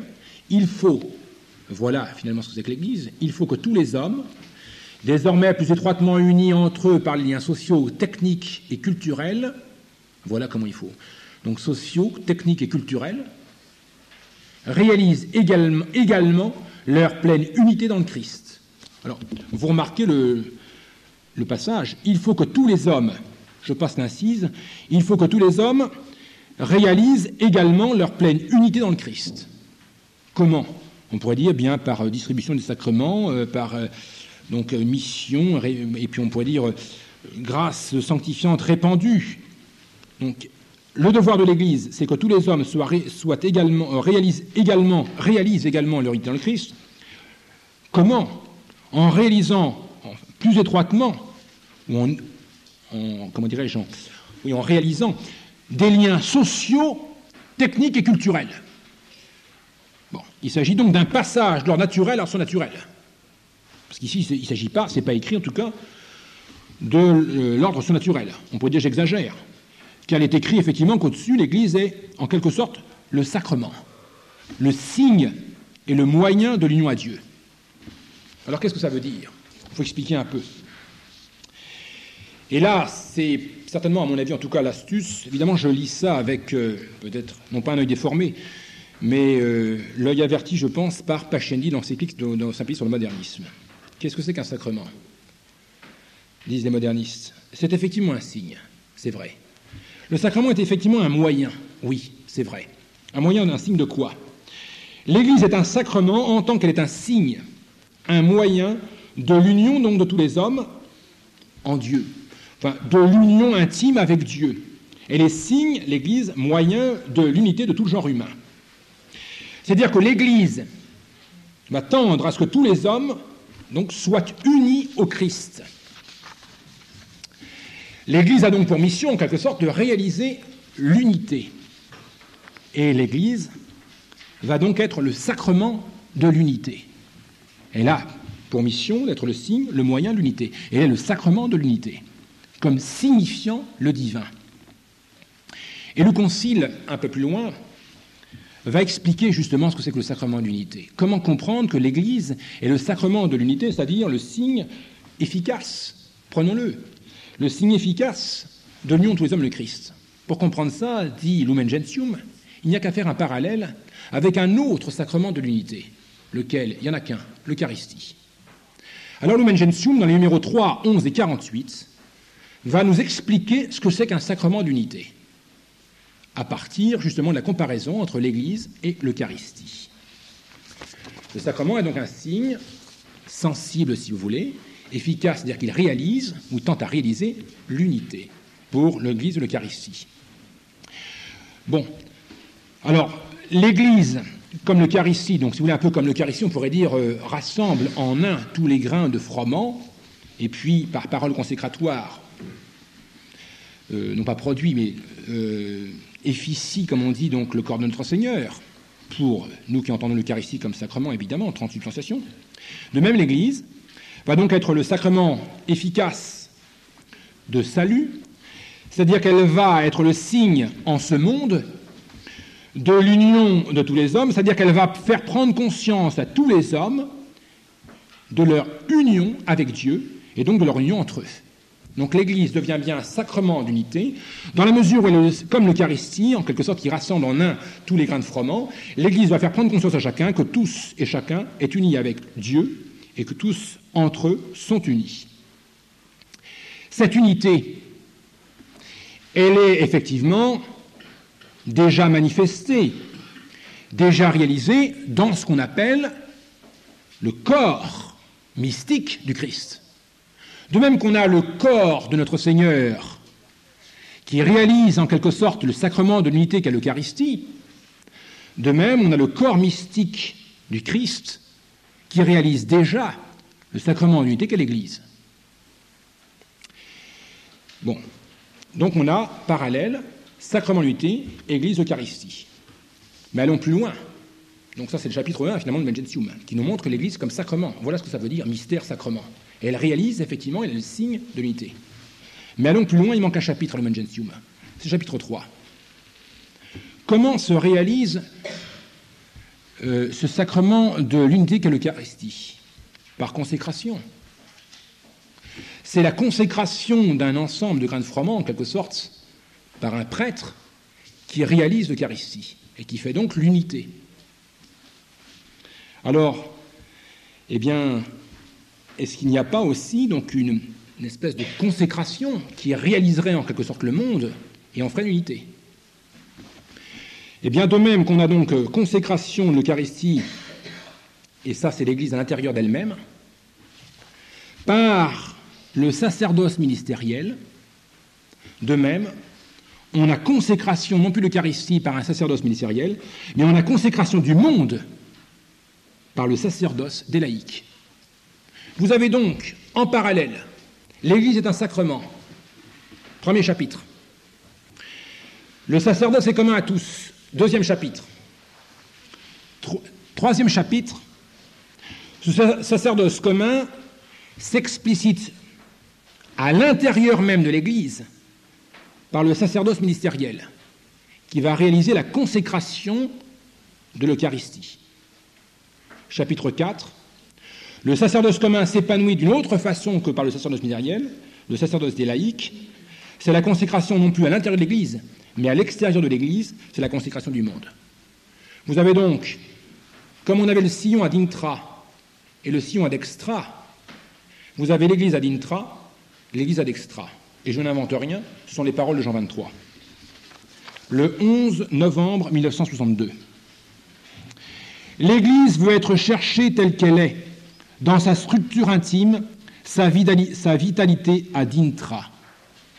Présentant à ses propres enfants, tout d'abord, les trésors de foi éclairante, de grâce sanctificatrice qui prennent leur source en ces ultimes paroles qui expriment le devoir primordial de l'Église, vivifier, enseigner, prier. Considérons, dit le pape Jean XXIII, aussi l'Église sous le rapport de sa vitalité ad extra. En face des exigences et des nécessités des peuples, elle se sent obligée de faire honneur à ses responsabilités par son enseignement en apprenant aux hommes à passer par les biens temporels de manière à ne point perdre les biens éternels. Bon. Jean XXIII a lancé, en quelque sorte, c'est nouveau, a lancé cette double face de l'Église, ad intra, ad extra. Et le commentateur, donc, dans cette collection Unam Sanctam, ajoute, page 26, donc, de commentaire de l'Église dans le monde de ce temps, donc Lumen Gentium, par Monseigneur Marcos Magratz. Bon, qui était-il celui-là? Il suffit d'aller voir la table. Donc, il était au concile, il était membre de la commission doctrinale, membre du secrétariat pour les non-chrétiens. Donc, c'est lui qui va expliquer ce que je vais vous lire. C'est donc un membre du concile. Cependant que s'exprimait aussi dans le texte très disputé sur la révélation la nécessité d'un progrès dans l'intelligence que l'Église a de la révélation, les pères du concile s'appliquaient à insuffler le même esprit aux divers schémas qui leur étaient présentés dans l'Aula. Bon. La distinction suggérée par le cardinal Suenens, qui sera donc celui qui va diriger les travaux de la commission Gaudium et Spes, et il dira « mais moi je ne fais que reprendre ce qu'a dit Jean XXIII ». La distinction suggérée par le cardinal Suenens dans son intervention décisive vers la fin de la première session du concile, l'Église ad extra et l'Église ad intra, c'est-à-dire l'Église dans sa relation au monde et l'Église dans sa propre vie intérieure, servit de grille à tout le débat ultérieur. C'est ainsi qu'il apparut de plus en plus clairement que les deux pôles de l'œuvre du Concile étaient les constitutions sur l'Église, Lumen Gentium, ça c'est l'Église ad intra, et sur l'Église dans le monde d'aujourd'hui, c'est l'Église ad extra, Gaudium et Spes. Donc vous avez deux sacerdoces, deux consécrations. Y a-t-il une ou deux églises? Ça on va voir plus tard. En tout cas, vous avez l'Église ad intra et l'Église ad extra. Le Boutiglione, qui rapporte les propos de Jean-Paul II, enfin il s'appelle le cardinal Wojtyla, au retour du concile, dit ceci. Dans le sacerdoce ministériel est confié à quelques-uns d'une manière particulière le soin de veiller à ce que l'attitude sacerdotale se maintienne et se renouvelle dans le peuple de Dieu. En clair, qu'est-ce que ça veut dire? Ça veut dire que le sacerdoce ministériel qui travaille en quelque sorte à l'intérieur de l'Église, et on avait vu qu'à l'extérieur, il perd cette dignité, cette caractéristique, il devient comme tous les autres. Eh bien, le sacerdoce ministériel, donc le prêtre finalement, président de l'Assemblée, a pour fonction de consacrer l'Eucharistie. Resterait à préciser ce que c'est pas mon objet ce soir. En tout cas, il a pour fonction de dynamiser en quelque sorte ceux qui sont là et de les envoyer en quelque sorte par le monde, de réchauffer, si on veut, ou de réactiver leur conscience de la sacerdoce royale pour qu'ils puissent à leur tour donc aller consacrer le monde. Consécration du monde. Bon, je l'avais lu, mais je le relis, car ce mot est dans le texte du Concile. C'est le numéro 34 de Lumen Gentium. Il s'agit bien de consécration du monde. Je relis le passage où il s'agit justement du pouvoir des laïcs, pouvoir sacerdotal des laïcs. Il est écrit, c'est le parallèle, dans la célébration eucharistique, les offrandes des laïcs, etc., rejoignent l'oblation du corps du Seigneur pour être offert en toute piété au Père. C'est ainsi que les laïcs, expression du Concile, consacrent à Dieu le monde lui-même, rendant partout à Dieu dans la sainteté de leur vie un culte d'adoration. Donc il s'agit bien, c'est écrit, de consécration du monde, par le laïc qui est prêtre. Mais son sacerdoce ne s'exerce pas de la même façon que le sacerdoce du clerc, qui lui l'exerce à l'intérieur du corps mystique. Voilà. Donc il semble que le laïc contribue, effectivement, en consacrant le monde, à le diviniser, comme on divinise, en quelque sorte, le froment sous la consécration du clerc, du prêtre, pour arriver à ce que l'univers soit totalement divinisé. Alors, de même qu'on a vu donc le sillon, qui a pour principe la dignité humaine, qui s'épanouit en trilogie et qui arrive à dire qu'il est le noyau d'une cité future, de façon parallèle, Jean-Paul II, les textes Dignité humaine, Lumen Gentium, Gaudium et Spes, manifestent à l'envi que le principe fondamental, c'est la dignité humaine. Elle s'épanouit dans cette trilogie, donc sacerdoce commun, prophétique et royal. L'Église devient ainsi ad intra le noyau, en quelque sorte, d'une cité ou d'un règne futur, le règne du Christ à construire. Est-ce que j'invente ? Est-ce qu'il s'agit vraiment d'un noyau, d'une cité future à construire ? Est-ce que l'Église entreprend, en quelque sorte, de mettre en place quelque chose qui n'est pas encore ? C'est le chapitre 7 de Lumen Gentium. Il y a tout un chapitre, je ne vais pas le lire, tout un chapitre de Lumen Gentium sur ce qu'on appelle aujourd'hui, et qui est très ambigu, car l'expression est moderne, elle vient des protestants libéraux, elle a été véhiculée par les modernistes, Loisy en particulier, et puis par le cardinal Rahner. Le chapitre 7 a pour titre « Le caractère eschatologique de l'Église en marche et son union avec l'Église du ciel ». Alors, je ne dis pas que c'est une chimère, mais je dis en tout cas que, il faudrait lire tout le chapitre 7, que l'Église corps mystique, ad intra, qui ravive en quelque sorte la conscience de chacun pour qu'il consacre le monde, marche vers l'Église du ciel. L'Église est en marche. C'est le caractère eschatologique de l'Église. Donc il s'agit bien d'aller vers le futur. Eschatologie voulant dire, donc c'est normalement eschatologique, ça vient du grec, donc eschaton, eschata, c'est les futurs. C'est la logique, c'est la science du futur. Bon, c'est pris pour les choses futures. Donc là, on retrouve le parallèle, n'est-ce pas ? L'Église, noyau d'une cité future. Donc, mais en langage, on pourrait dire d'église actuelle, ça s'appelle eschatologie. Alors, il s'agit simplement d'expliciter maintenant, la deuxième partie des textes conciliaires, c'est Gaudium et Spes. Comment, et ça avait développé à l'envi, ce que j'avais déjà montré la dernière fois dans une partie seulement, comment Gaudium et Spes va développer précisément le fait, donc c'est pas simplement une citation par hasard de Lumen Gentium, va développer le fait que les laïcs consacrent le monde. Pour comprendre, il suffit encore de s'adresser à un théologien éminent du Concile, ou en tout cas qui en a compris parfaitement l'esprit, c'est le révérend père Chenu. Donc il était théologien au Concile. Alors il explique bien, il pose le problème, il explique bien ce que Gaudium et Spes entend faire, en particulier dans ses chapitres 3 et 4. J'ai expliqué la dernière fois le chapitre 3, puisqu'il est fondé sur le travail qui est justement le moyen, en quelque sorte, pour l'homme, le laïc, d'exercer son sacerdoce commun, et donc par don propre. Je verrai ce soir le plan d'ensemble de Gaudium et Spes, et puis un peu le chapitre 4. Alors, qu'est-ce que c'est Gaudium et Spes ? C'est le pendant, comme on l'a vu, donc, de Lumen Gentium. Comme Lumen Gentium est l'explicitation de l'exercice, en quelque sorte, du sacerdoce mystériel ad intra, Gaudium et Spes, c'est l'explicitation du sacerdoce ad extra. Et d'ailleurs, elle s'appelle, Gaudium et Spes en français, l'Église dans le monde de ce temps. C'est bien ça, l'Église dans le monde de ce temps. Et le révérend Père Chenu explique de quoi il s'agit. Alors, je vais vous lire le passage. Donc, pourquoi ça s'appelle comme ça? Pourquoi ils ont donné ce titre-là? C'est pas par hasard, pensez bien.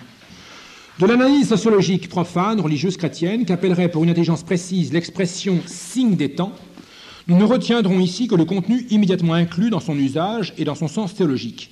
Signa temporum, les signes des temps. Donc l'Église, c'est une expression du Concile, signe des temps, l'Église dans le monde de ce temps. Donc l'expression signa temporum, en latin, les signes des temps, se situe dans cette catégorie de signes qui émanent des réalités d'histoire. Il s'agit bien donc de quelque chose de concret, réalité d'histoire. Ce caractère spécifique les différencie des signes naturels provenant de la nature des choses et des signes conventionnels procédant d'une initiative de l'homme. Donc il dit bien, les signes des temps, c'est quelque chose de très particulier. Ce n'est pas ni des signes donc naturels, par exemple la fumée pour le feu, la fumée on dit que c'est le signe du feu, c'est un signe naturel. Il ne s'agit pas non plus de signes conventionnels, par exemple le code de la route, c'est un signe conventionnel, ce sont des signes conventionnels. Non, non, il ne s'agit donc ni de signes naturels, ni de signes conventionnels, il s'agit des signes des temps. Qu'est-ce que c'est? Eh bien, dit-il, ils s'inscrivent dans des faits, dans des événements qui ont, de par leur contexture et de par leur contexte humain, une signification dépassant et enveloppant leur matérialité. C'est de quoi nous faire prévoir que dans le domaine de la théologie, les signes des temps ne verront enregistrer leur rôle fonctionnel que dans la mesure où le christianisme sera conçu comme une économie dans le temps et non pas d'abord comme un ensemble de concepts dans une doctrine intemporelle. Donc il change complètement l'optique que l'Église avait jusqu'à présent. L'Église, non pas parler de façon abstraite, ça veut dire sans aucune application concrète, mais l'Église partait des grands principes de la foi qu'elle puisait dans la révélation, donc l'écriture et la tradition, et puis qu'elle explicitait pour que nous puissions en vivre, et puis dans la pensée, et puis dans l'agir. Là, Chenu dit c'est l'inverse. Cette constitution a pour but, en quelque sorte, de regarder les faits historiques pour y déceler le divin. Donc il s'agit de déceler dans le matériel, dans le naturel, le divin. Et donc ça prouve que le naturel est divin. Voilà la difficulté. C'est-à-dire que le rapport nature-grâce n'est plus fait. Il s'agira de retrouver en quelque sorte dans la nature la grâce. Et alors c'est là que le rôle prophétique du laïc agit. Parce que le prophète, il avait pour mission justement de révéler Dieu aux hommes. Eh bien si le laïc est prophète, qu'est-ce qu'il va faire le laïc? Il va tout simplement, et c'est du Concile Vatican II, il va tout simplement révéler pour les autres, ceux qui n'ont pas encore conscience de cela, il va révéler le caractère divin du naturel qui les entoure. Voilà pourquoi il est prophète. Et on a donc une démarche inverse dans Gaudium et Spes, inverse à celle que l'Église avait toujours employée. Au lieu de partir des principes donnés finalement par notre Seigneur Jésus-Christ pour les appliquer par chacun, eh bien, l'Église cette fois-ci part du bas pour en découvrir en quelque sorte tout le caractère divin. Donc c'est par émanation en quelque sorte du bas qu'on va trouver du divin qui va en émerger. Il s'agit d'une entreprise là typiquement moderniste. Et Chenu va bien préciser, donc la méthode de travailler dans Gaudium et Spes, qu'ont utilisé les pères, eh bien, est une méthode non plus, si vous voulez, déductive dans le sens où elle part de principes pour arriver à des conclusions, c'est au contraire une méthode inverse, une méthode inductive. On scrute le concret pour en découvrir, en sortir le divin. Voilà pourquoi ça s'appelle signe des temps. Et Chenu précise, page 211 de cet opuscule, donc c'est la numéro 65b, édition du Ceaunam Sanctam. Le temps n'est pas seulement le conditionnement extérieur et contingent de l'événement significatif. Il est le lieu concret d'émergence d'une prise de conscience qui décide de l'efficacité significative. Alors vous voyez que, d'ailleurs je citais d'ailleurs Jean-Paul II, le langage n'est pas tout à fait différent. Bon, ils ont tous les deux compris effectivement ce que le Concile voulait dire, c'est exact ça. Ils ont très très bien compris l'un comme l'autre ce que le Concile entendait faire. Alors il précise, le sens historique est immanent à l'événement, sous peine de rendre insignifiante l'histoire. Donc il s'agit de déceler en quelque sorte donc le signe divin. En définitive, il montre l'inversion, Il fallait partir des événements commandant la condition présente de l'homme et ses mutations profondes pour y percevoir les ressources implicites de capacité de grâce. Et ça, c'est Gaudium et Spes numéro 3, nous dit Chenu. Donc il nous dit comment il faut lire. On sonde les événements, on les scrute, on les prophète. Et ça, c'est le laïc, puisqu'on sommes dans le monde. Nous sommes dans l'Église ad extra. Le laïc, finalement, va sonder les événements, entre guillemets, pour y déceler sa capacité de grâce. Ainsi, donc, chacun des chapitres de Gaudium et Spes, à partir des réalités humaines, menait à l'accomplissement dans le Christ. Tout Gaudium et Spes est bâti comme ça. Alors, il donne les chapitres 2, 3, 4. Alors, il donne un exemple. Chapitre 1, il parle de l'homme nouveau. Chapitre 2, il s'agit d'être solidaire de l'humanité, pour le Christ. Chapitre 3, il s'agit de conduisant l'entreprise humaine vers la terre nouvelle, et on retrouve l'eschatologie. Chapitre 4, le Christ, alors, dans le futur, alpha et oméga, la création. Tout est en marche vers le Christ. Tout est en marche. Et alors, il a cette phrase effrayante, le révérend Père Chenu, dominicain de son état, enfin il est mort maintenant, page 213, en définitive, c'est en effet d'une théologie de l'histoire qu'il s'agit. Ça, c'est spécifiquement hegelien, marxiste, théologie de l'histoire. Voilà ce qu'a fait Gaudium et Spes, nous dit le Père Chenu. Il pourrait se tromper, évidemment. L'ennui, c'est que si on regarde et si on lit Gaudium et Spes, on y trouve exactement ce qu'il a constaté lui-même. Voilà pourquoi vous avez ce plan de Gaudium et Spes. Donc on part d'abord, chapitre 1, eh bien, d'un exposé préliminaire, nous dit le Concile lui-même, un exposé préliminaire de la condition de l'homme. Qu'est-ce que c'est sa condition ? Il vit dans le monde. Alors il faut le prendre tel qu'il est, dans le monde mondain dans le sens mauvais, si vous voulez. On part donc du concret, du constaté, du naturel. Vous avez ensuite, alors après ce préliminaire comme une préface à Gaudium et Spes, eh bien un chapitre premier, bon je l'ai déjà lu, qu'est-ce que nous révèle le monde d'abord et avant tout ? Qu'est-ce qu'est le point fondamental de la révélation, en quelque sorte, que le monde nous apporte ? Et c'est ça qui est terrible, c'est que la révélation, cette fois-ci, c'est pas l'écriture, la tradition, c'est le monde. Eh bien, il nous manifeste ce que j'avais donc tout à l'heure dit, c'est la dignité humaine. Alors, c'est en particulier le chapitre 22 de Gaudium et Spes, que reprend sans arrêt Jean-Paul II. Par son incarnation, le Fils de Dieu s'est en quelque sorte uni lui-même à tout homme. Donc, si vous voulez, la nature humaine porte en quelque sorte en elle-même ce germe divin. Chapitre 3, eh bien, l'homme va réaliser au sens propre, réaliser cette dignité humaine par le travail. J'avais expliqué la dernière fois. D'où je ne vois ce soir que le chapitre 4, qui manifeste davantage encore ce rôle de l'Église, du laïc ad extra, ou ce sacerdoce finalement, ou don propre du laïc ad extra de l'Église, eh bien l'Église finalement ad extra, comme on l'a vu, a pour rôle de révéler à tout homme, à tous les hommes, leur dignité humaine. Voilà sa mission. Et puisque cette dignité humaine, fonction du numéro 22, elle est en quelque sorte divine, eh bien, en révélant à chacun cette dignité humaine, le laïc fait œuvre de prophète, c'est clair, il fait œuvre aussi de prêtre puisqu'il consacre le monde, il rend l'homme, l'autre, celui qui ne connaissait pas, il le rend divin. Il lui révèle à lui-même sa dignité, c'est-à-dire qu'il le divinise. Alors vous avez de nombreux passages, je ne vais pas tout lire. C'est en particulier donc le chapitre 40, les paragraphes 40 et 41 de Gaudium et Spes, donc c'est le chapitre 4. Alors voilà ce que dit le chapitre 40, le paragraphe 40.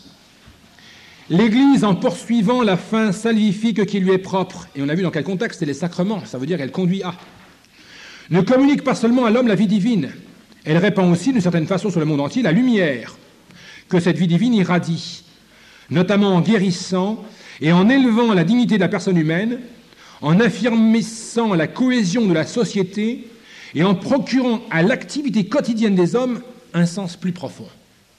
Donc l'Église procure à l'activité quotidienne un sens plus profond, la pénétrant d'une signification plus haute. Mais rien n'est précis. Évidemment, on peut tout tirer pour essayer de comprendre tel qu'il faudrait le comprendre. C'est vrai. En tout cas, c'est peut-être possible. Mais c'est loin d'être obvié. La même chose dans le paragraphe 41. Aucune loi humaine ne peut assurer la dignité personnelle et la liberté de l'homme, comme le fait l'évangile du Christ confié à l'Église. Donc l'Église révèle à tout homme sa dignité. Car si le même Dieu est à la fois créateur et sauveur, Seigneur est de l'histoire humaine et de l'histoire du salut, cet ordre divin lui-même, loin de supprimer la juste autonomie de la créature et en particulier de l'homme, la rétablit et la confirme au contraire dans sa dignité. C'est pourquoi l'Église, en vertu de l'évangile qui lui a été confié, proclame les droits de l'homme. C'est écrit, paragraphe 41. Reconnaît et tient en grande estime le dynamisme de notre temps, qui partout donne un nouvel élan à ses droits. Ce mouvement, toutefois, doit être imprégné de l'esprit de l'Évangile et garanti contre toute idée de fausse autonomie. Bon, alors paragraphe 42, la même chose. Le paragraphe 42 se divise en plusieurs paragraphes, il y en a 5. Donc dans le paragraphe 42, qui fait partie du chapitre 4, eh bien, on trouve des idées analogues dans le sous-paragraphe 2, 3, 4 et 5. D'abord, on trouve dans le sous-paragraphe 2 du paragraphe 42 du chapitre 4 de Gaudium et Spes ceci. Donc précisément, de cette mission religieuse découle une fonction des lumières et des forces qui peuvent servir à constituer et affermir la communauté des hommes selon la loi divine. Donc il s'agit d'établir tous les hommes dans cette loi. Paragraphe 3. L'Église reconnaît donc aussi tout ce qui est bon dans le dynamisme social d'aujourd'hui.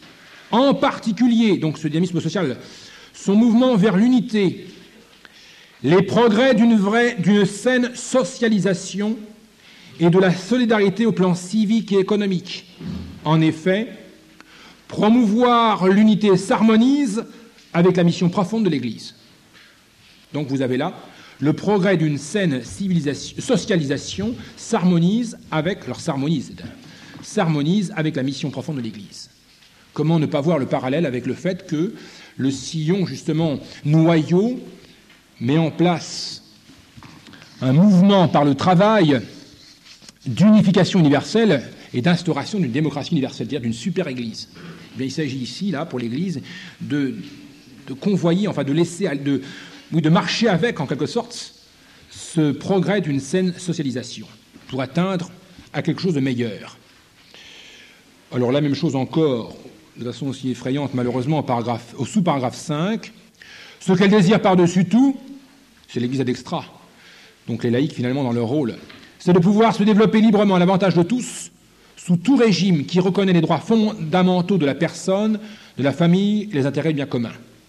Et paragraphe 43, il s'éloigne de la vérité ceux qui, sachant que nous n'avons point ici-bas de cité permanente, mais que nous marchons vers la cité future, croient pouvoir pour cela négliger tâches humaines, sans s'apercevoir que la foi même, compte tenu de la vocation de chacun, leur en fait un devoir plus pressant. Donc l'Église marche, comme le monde, dans son unité, vers la cité future.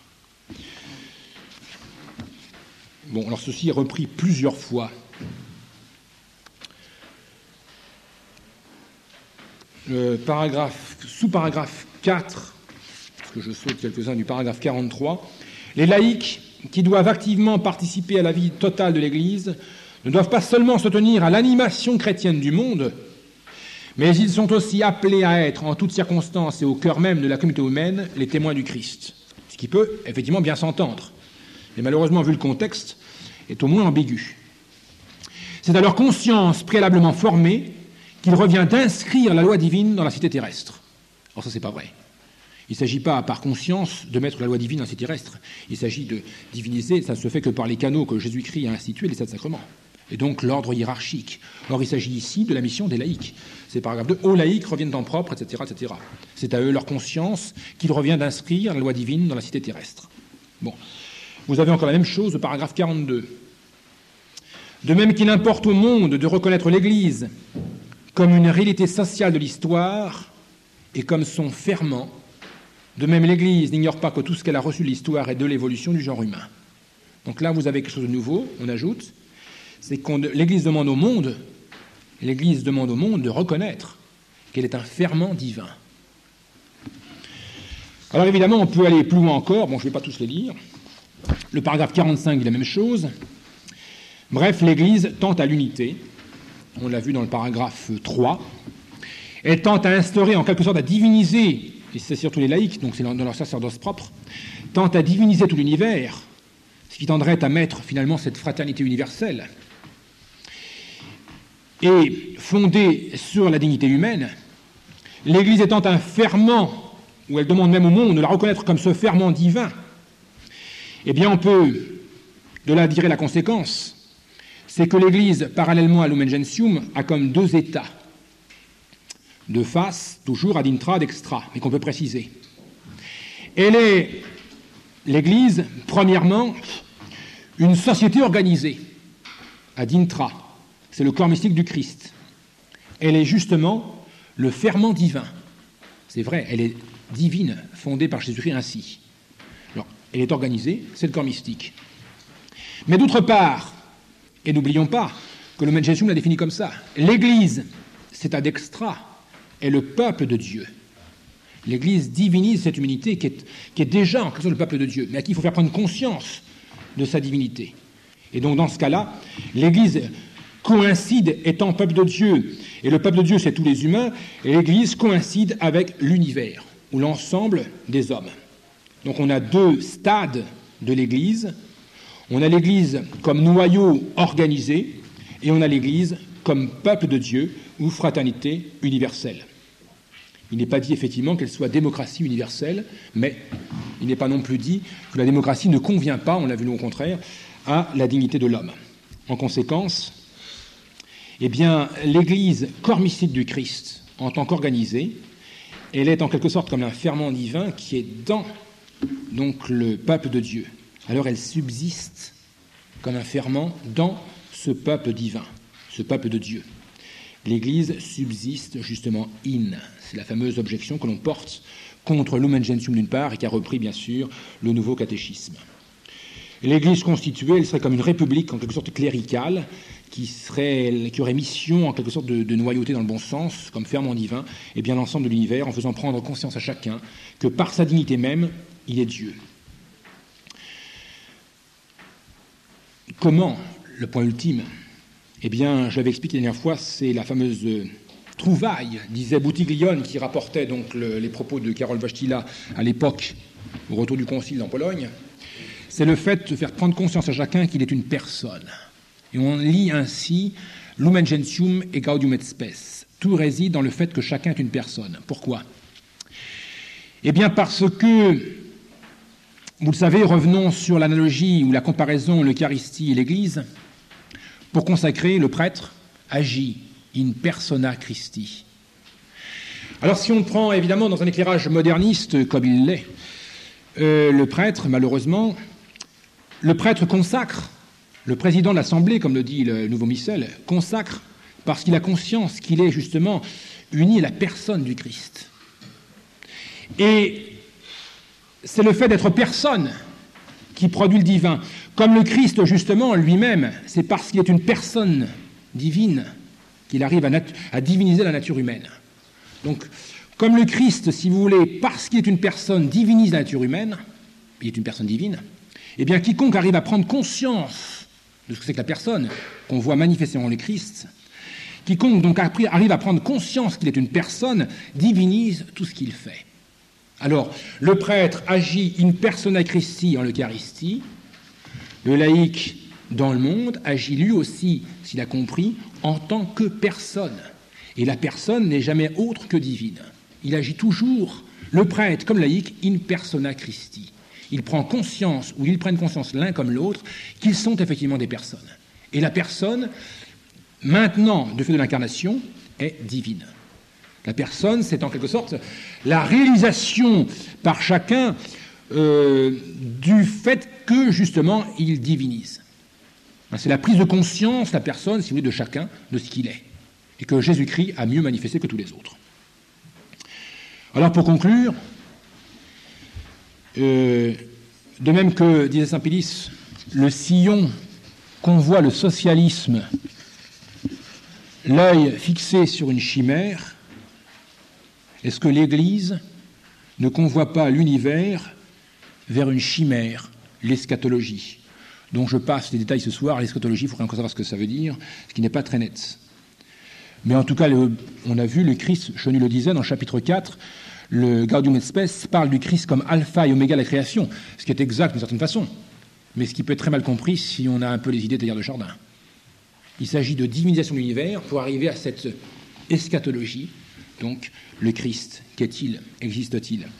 Alors, malheureusement, est-ce que l'Église conciliaire, celle qu'on ne peut pas savoir ce qu'elle est-ce que l'Église conciliaire, tout simplement, qui a ces deux faces, ne convoit pas, n'est pas ce mouvement, en quelque sorte, d'accession, de divinisation de l'univers vers, donc, entre guillemets, l'eschatologie?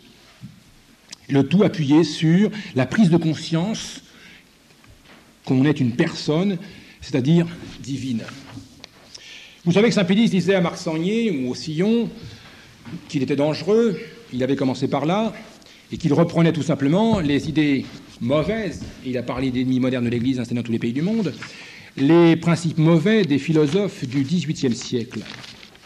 Alors je ne fais que citer en passage, montrant finalement qu'il n'est pas sûr qu'on ait découvert quelque chose de nouveau dans ces textes. Donc je vais vous citer simplement ce témoignage d'un vicaire qui dit ceci, un vicaire célèbre: « Il est donc au fond des âmes un principe inné de justice et de vertu, sur lequel, malgré nos propres maximes, nous jugeons nos actions et celles d'autrui comme bonnes ou mauvaises. Et c'est à ce principe que je donne le nom de conscience. » Plus loin, parce qu'il fait une profession de foi, il ajoute « Conscience, conscience, instinct divin, immortelle et céleste voix. » Ce vicaire, vous l'avez reconnu, c'est le vicaire savoyard, donc de Rousseau. Alors, est-ce que j'exagère? Je ne crois pas. En tout cas, je pense et j'espère suivre Monseigneur Lefebvre, qui disait donc le 8 décembre 1989, en préface à l'itinéraire spirituel qu'il venait d'achever, page 8, « Il est évident que si beaucoup d'évêques avaient agi comme Monseigneur de Castromayor, évêque de Campos au Brésil, la révolution idéologique à l'intérieur de l'Église aurait pu être limitée. Car il ne faut pas avoir peur d'affirmer, disait Monseigneur, que les autorités romaines actuelles, depuis Jean XXIII et Paul VI, se font les collaboratrices actives de la franc-maçonnerie juive internationale et du socialisme mondial. Jean-Paul II, ajoute toujours Monseigneur, est avant tout un politicien philo-communiste au service d'un communisme mondial à teinte religieuse. Il attaque ouvertement tous les gouvernements anticommunistes et n'apporte dans ses voyages aucun renouveau catholique. » Si effectivement il est rempli de l'esprit Vatican II, qui charrie finalement le communisme, parce qu'il est fondé sur un matérialisme dialectique, Chenu le dit lui-même, il ne peut pas ne pas effectivement être philo-communiste. C'est désastreux, mais je crois que c'est réel. Voilà donc ce que saint Pédis nous permet de comprendre aujourd'hui en condamnant le Sillon en 1910. Telle est la crise de l'Église. Voilà.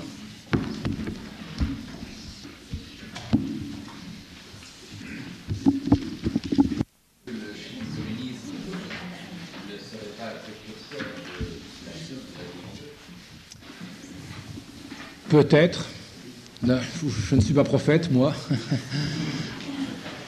Je n'ai malheureusement pas lu tous les livres sur le secret de Fatima. On disait par contre, dit-on, le message non révélé, donc ce troisième message non révélé, c'était justement que la Russie déferlerait ses erreurs sur le monde.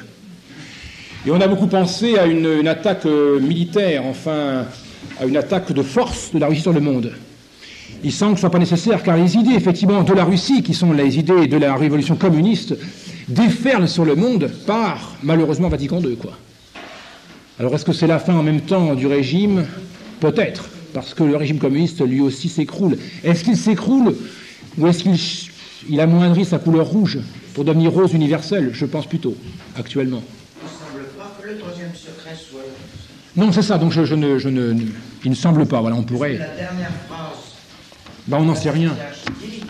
Cependant, après la phrase qu'elle lui dit de garder secrète, au Portugal se conservera le dogme de la foi. C'est ce qui permet de dire que ça conserve la foi, le secret, le troisième secret. Au Portugal? Non, d'une manière générale pour l'Église. Ça concerne l'apostasie générale. Avec ça, là, si on reprend Saint-Bise qui dit l'Église, la révolution est devenue... Non, c'est ça, c'est pas une guerre mondiale. Non, c'est ce que je dis, c'est donc l'invasion, c'est ça, des idées du Concile, oui. Enfin bon, c'est une hypothèse pour une prochaine conférence. Inviter les églises, oui. Ça rassemblait combien de monde, ce sillon? Qu'est-ce que le CSS... Ah, le nombre... alors ensuite, il s'est transformé en mouvement politique pur. Il était plus ou moins... Donc, d'abord, la condamnation de Saint-Pédis a porté quand même un coup d'arrêt, enfin, un léger coup d'arrêt au sillon, qui s'est transformé, en fait, enfin, qui est devenu purement politique, et qui a eu donc des liens, enfin, très étroits, même influencé le MRP, donc. Oui, c'est ça. Le MRP a pour origine, si vous voulez, le sillon qui est un mouvement social. Bon, qui était plutôt... Alors, il s'est soumis, donc, au pape, Saint-Pédis, en disant, bon, effectivement, je ne fais plus d'action religieuse, je ne fais plus que d'action politique et sociale. Donc il a dit, bon, bien, puisque effectivement mes idées ne sont pas bonnes, enfin en matière religieuse, je ne reste plus que dans le domaine qui m'est restreint, celui de l'action politique et sociale pure. Et il a continué donc ensuite, lui, à mener un combat donc purement social, jusqu'à même se présenter aux élections, donc, mais il était du côté toujours gauche. Il s'est officiellement, donc sur les listes de gauche, Marc Sangnier se présentait. Donc il y a eu une dérive, si vous voulez, à gauche très nette donc, du sillon. Est-ce que les équipes sociales qui étaient ce mouvement qui a animé plusieurs générations jeunes, entre autres avec des professeurs de Sorbonne, avec une envie de pas, c'était tout à fait cet esprit. Bah alors c'est-à-dire que le sillon, comme il disait, n'était pas un mouvement, donc il est possible que cet esprit, effectivement, beaucoup l'aient eu, sans être finalement du mouvement lui-même, et donc il est possible, par exemple, que, en fait, le sillon ou les sionnistes soient répandus dans les autres mouvements d'action sociale. Ça, c'est possible. Qui était tout à fait ça.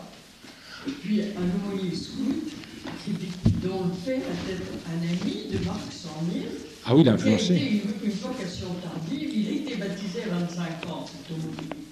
Et nous l'avons eu, il avait une cinquantaine d'années. Il y avait tout à fait ces idées, le social d'abord, et par le social, on arrive... C'est ça, oui. Donc c'était divisé le social, ce qui est une erreur. Mais... En fait, enfin, Marc Sangnier, ce que je n'ai pas cité au départ, peut-être influencé, c'est donc Madeleine Barthélémy-Madol, dans le livre que j'avais cité, qui dit ça, et ça paraît tout à fait probable. Enfin, il y a une lettre, en tout cas. Elle s'appuie sur une seule lettre. Donc Marc Sangnier a été influencé, il n'est pas philosophe, mais influencé par un philosophe qui s'appelle Blondel. Or, Blondel est précisément celui qui a développé ce qu'on appelle l'immanence, c'est-à-dire la conscience du divin, précisément. Alors, donc il y a une lettre de Blondel, parce qu'il était professeur au Collège Stanislas de philosophie, où était Marc Sangnier, il y a une lettre de Blondel qui se félicite donc de ce mouvement que vient de fonder Marc Sangnier. Il dit « Je suis content de mes petits élèves de philosophie qui fondent un nouveau mouvement ». On a que cette lettre-là. Ça ne veut pas dire effectivement qu'il y ait influence de la philosophie, enfin, on le constate quand même. Et alors c'est possible qu'il soit répandu partout. Robert Garry. Oh, beaucoup, il y en a, oui, c'est ça. Enfin, ils sont des quantités à avoir été plus ou moins proches, mais le mouvement lui-même était assez restreint en nombre. Oui. Je ne connais pas Maritain, mais est-ce que Maritain a pu être sioniste naturellement imprégné, parce que je crois que grosso modo Maritain a eu trois époques, la première un peu bergsonienne, la seconde anti-bergsonienne, action française, et la troisième où il a écrit des livres aux États-Unis, il a été extrêmement démocrate. Ah oui, oui. Il est revenu à sa première mouture. Voilà. La troisième et la première. Et est-ce que, et je crois qu'en Amérique du Nord et du Sud, oui. Maritain a eu... Il a dit l'Amérique, c'est ça, les Américains sont sympas, en quelque sorte, faisons comme eux, oui. Et est-ce que, donc, il est tout à fait imprégné de... Ben, oui, c'est une philosophie, en fait, le tronc commun de tous ces gens-là, bon, bien ou pas bien, c'est finalement des principes philosophiques qui se retrouvent. Les principes ne sont pas énormes. Il y a, comme dit Maritain lui-même, dans son bon livre Introduction à la philosophie, au moins celui-là, mis à part le fait qu'il distingue là aussi déjà personne, etc., il dit donc l'erreur, si vous voulez, est limitée. Il y a deux bornes extrêmes, c'est Héraclite d'un côté, Parménide de l'autre. Héraclite d'un côté, philosophie du mouvement, donc tout passe, pantarei, tout coule, tout s'écoule, on ne se baigne pas deux fois dans le même fleuve, et par opposition, vous avez Parménide, l'être est un, et tout est le même être. Alors tous ces penseurs-là, donc Bergson en particulier, Blondel, la philosophie de Vatican II, Hegel et compagnie, finalement, se ramèneraient, si on veut, à un principe qui serait plutôt Héraclite, c'est-à-dire que le mouvement, le communisme, c'est un matérialiste, un mouvement, enfin un mouvement en évolution, enfin oui, un perpétuel mouvement, quoi. Thèse, antithèse, de synthèse d'Hegel, c'est ça encore. Donc c'est toujours, voilà, la praxis, contrairement à la théorie, c'est encore la philosophie finalement d'Héraclite. Donc ils n'inventent rien, ils retrouvent malheureusement les erreurs anciennes. Et Teilhard aussi. Ah, Teilhard, c'est sa pensée. Hein. Teilhard est effectivement aussi donc évolutionniste, au sens propre, lui. Il s'en est presque pas caché. Sur le monde, enfin, etc. C'est ça. On vient toutes ces C'est idées. ça, D'ailleurs, exactement. Paul VI, Exactement. Une famille, tous qui est plus démocrate chrétien. En plus. Et le cardinal de Lubac, dans un de ses livres, donc paru il n'y a pas longtemps, donc Mémoire sur mes écrits, je crois, se félicite d'avoir rencontré Jean-Paul II donc, au moment des travaux sur Gaudium et Spes. Ils ont trouvé quelque chose de commun entre eux, il le dit lui-même, donc au moment justement de l'élaboration de Gaudium et Spes. C'est pas par hasard. Or, le père de Lubac est le commentateur, celui qui a donc fait connaître et répandu Teilhard de Chardin. Mais il ne faut quand même pas oublier que Monseigneur Liénard lui-même a dit, nous venons, quand ils ont balayé les schémas préparés par C'est ça, Monseigneur oui, Père, oui. il a dit, nous venons de faire notre Révolution. 1789 dans l'Église. C'est ça, oui. Et ça a été public. Vatican II et 89 dans l'Église, c'est exact. Bon, Quand on dit ça, on sait bien ce que ça veut on dire. sait tout. Mais on trouve actuellement encore des descendants des sionistes ou Ah, par alors, éducation, par tradition familiale, des gens qui entretiennent cet esprit et qui, en particulier, vous l'avez souligné tout à l'heure, le cadre de patrie doit éclater et doit être complètement dépassé. Eh bien, ils ont fait une campagne effrénée pour Maastricht. alors, effectivement, il n'y a pas longtemps, donc ils ont recréé, ils ont réouvert, donc boulevard Raspail, dans la maison même de Marc-Sangnier, donc c'est à côté d'ici, donc depuis quelques années, il y a eu, je sais pas, très peu de temps, le centre Marc-Sangnier. Non. Si. Oh là là. Oui, c'est réouvert, donc je vous invite maintenant, enfin c'est trop tard peut-être ce soir, pour aller faire un tour, pour aller voir ce qu'il raconte. C'est réouvert, c'est tout dire. C'est un accord de Bidot avec le régime juif. Ah ben ça c'est Maurras, ça. Donc Maurras a vu, donc dans effectivement la démocratie religieuse de Maurras, donc le dilemme de Marc-Sangnier, il fustige, si vous voulez, tout simplement le démocratisme de Marc-Sangnier, contre lequel évidemment il était bien placé c'est tout. Voilà. Il a effectivement montré que la situation de Marc-Sangnier en France était tout simplement révolutionnaire. La démocratie en France, c'est révolutionnaire. Et c'est ce qu'a montré Maurras, en montrant par opposition donc, le principe monarchique comme réalisant le bien commun au moins naturel en France. D'ailleurs, dans beaucoup de municipalités communistes, vous avez une rue Marx. Oui, bien. Oui, c'est ça, voilà. Ouais. Il y a tout c'est le même mouvement, voilà, c'est ça. Une dernière, est-ce que la conception, on peut, je ne sais pas si on pourrait dire syncrétiste de Marc-Sangnier, n'est pas la nouvelle age? C'est ça, voilà. Alors voilà. On pourrait mettre un mot anglais, ce serait New Age. Oui. C'est ça. Oui, c'est ça. Ce que l'abbé de Nantes appelait Masdu. Bon, chacun son étiquette. Hénin, Masdu, comme on veut. Ben, plus on avance, si vous voulez, plus on découvre par les rapports qui sont faits maintenant, parce que la réalité manifeste de mieux en mieux ce qui était inclus dans un noyau, en quelque sorte, justement, là encore.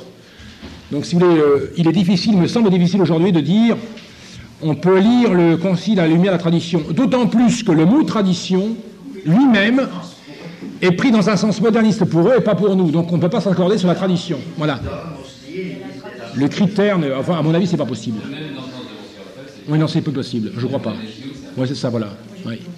Il faudrait tout, j'en parlais l'autre jour avec un évêque, Monseigneur Feuillet, il faudrait prendre chacune des phrases, mais chacune, une par une, et puis décortiquer, faire des distinctions, dans ce sens ça va, dans ce sens ça va pas, enfin, donc on aurait des textes énormes, et on aurait finalement tout impossible à relire. Je crois que c'est plus simple.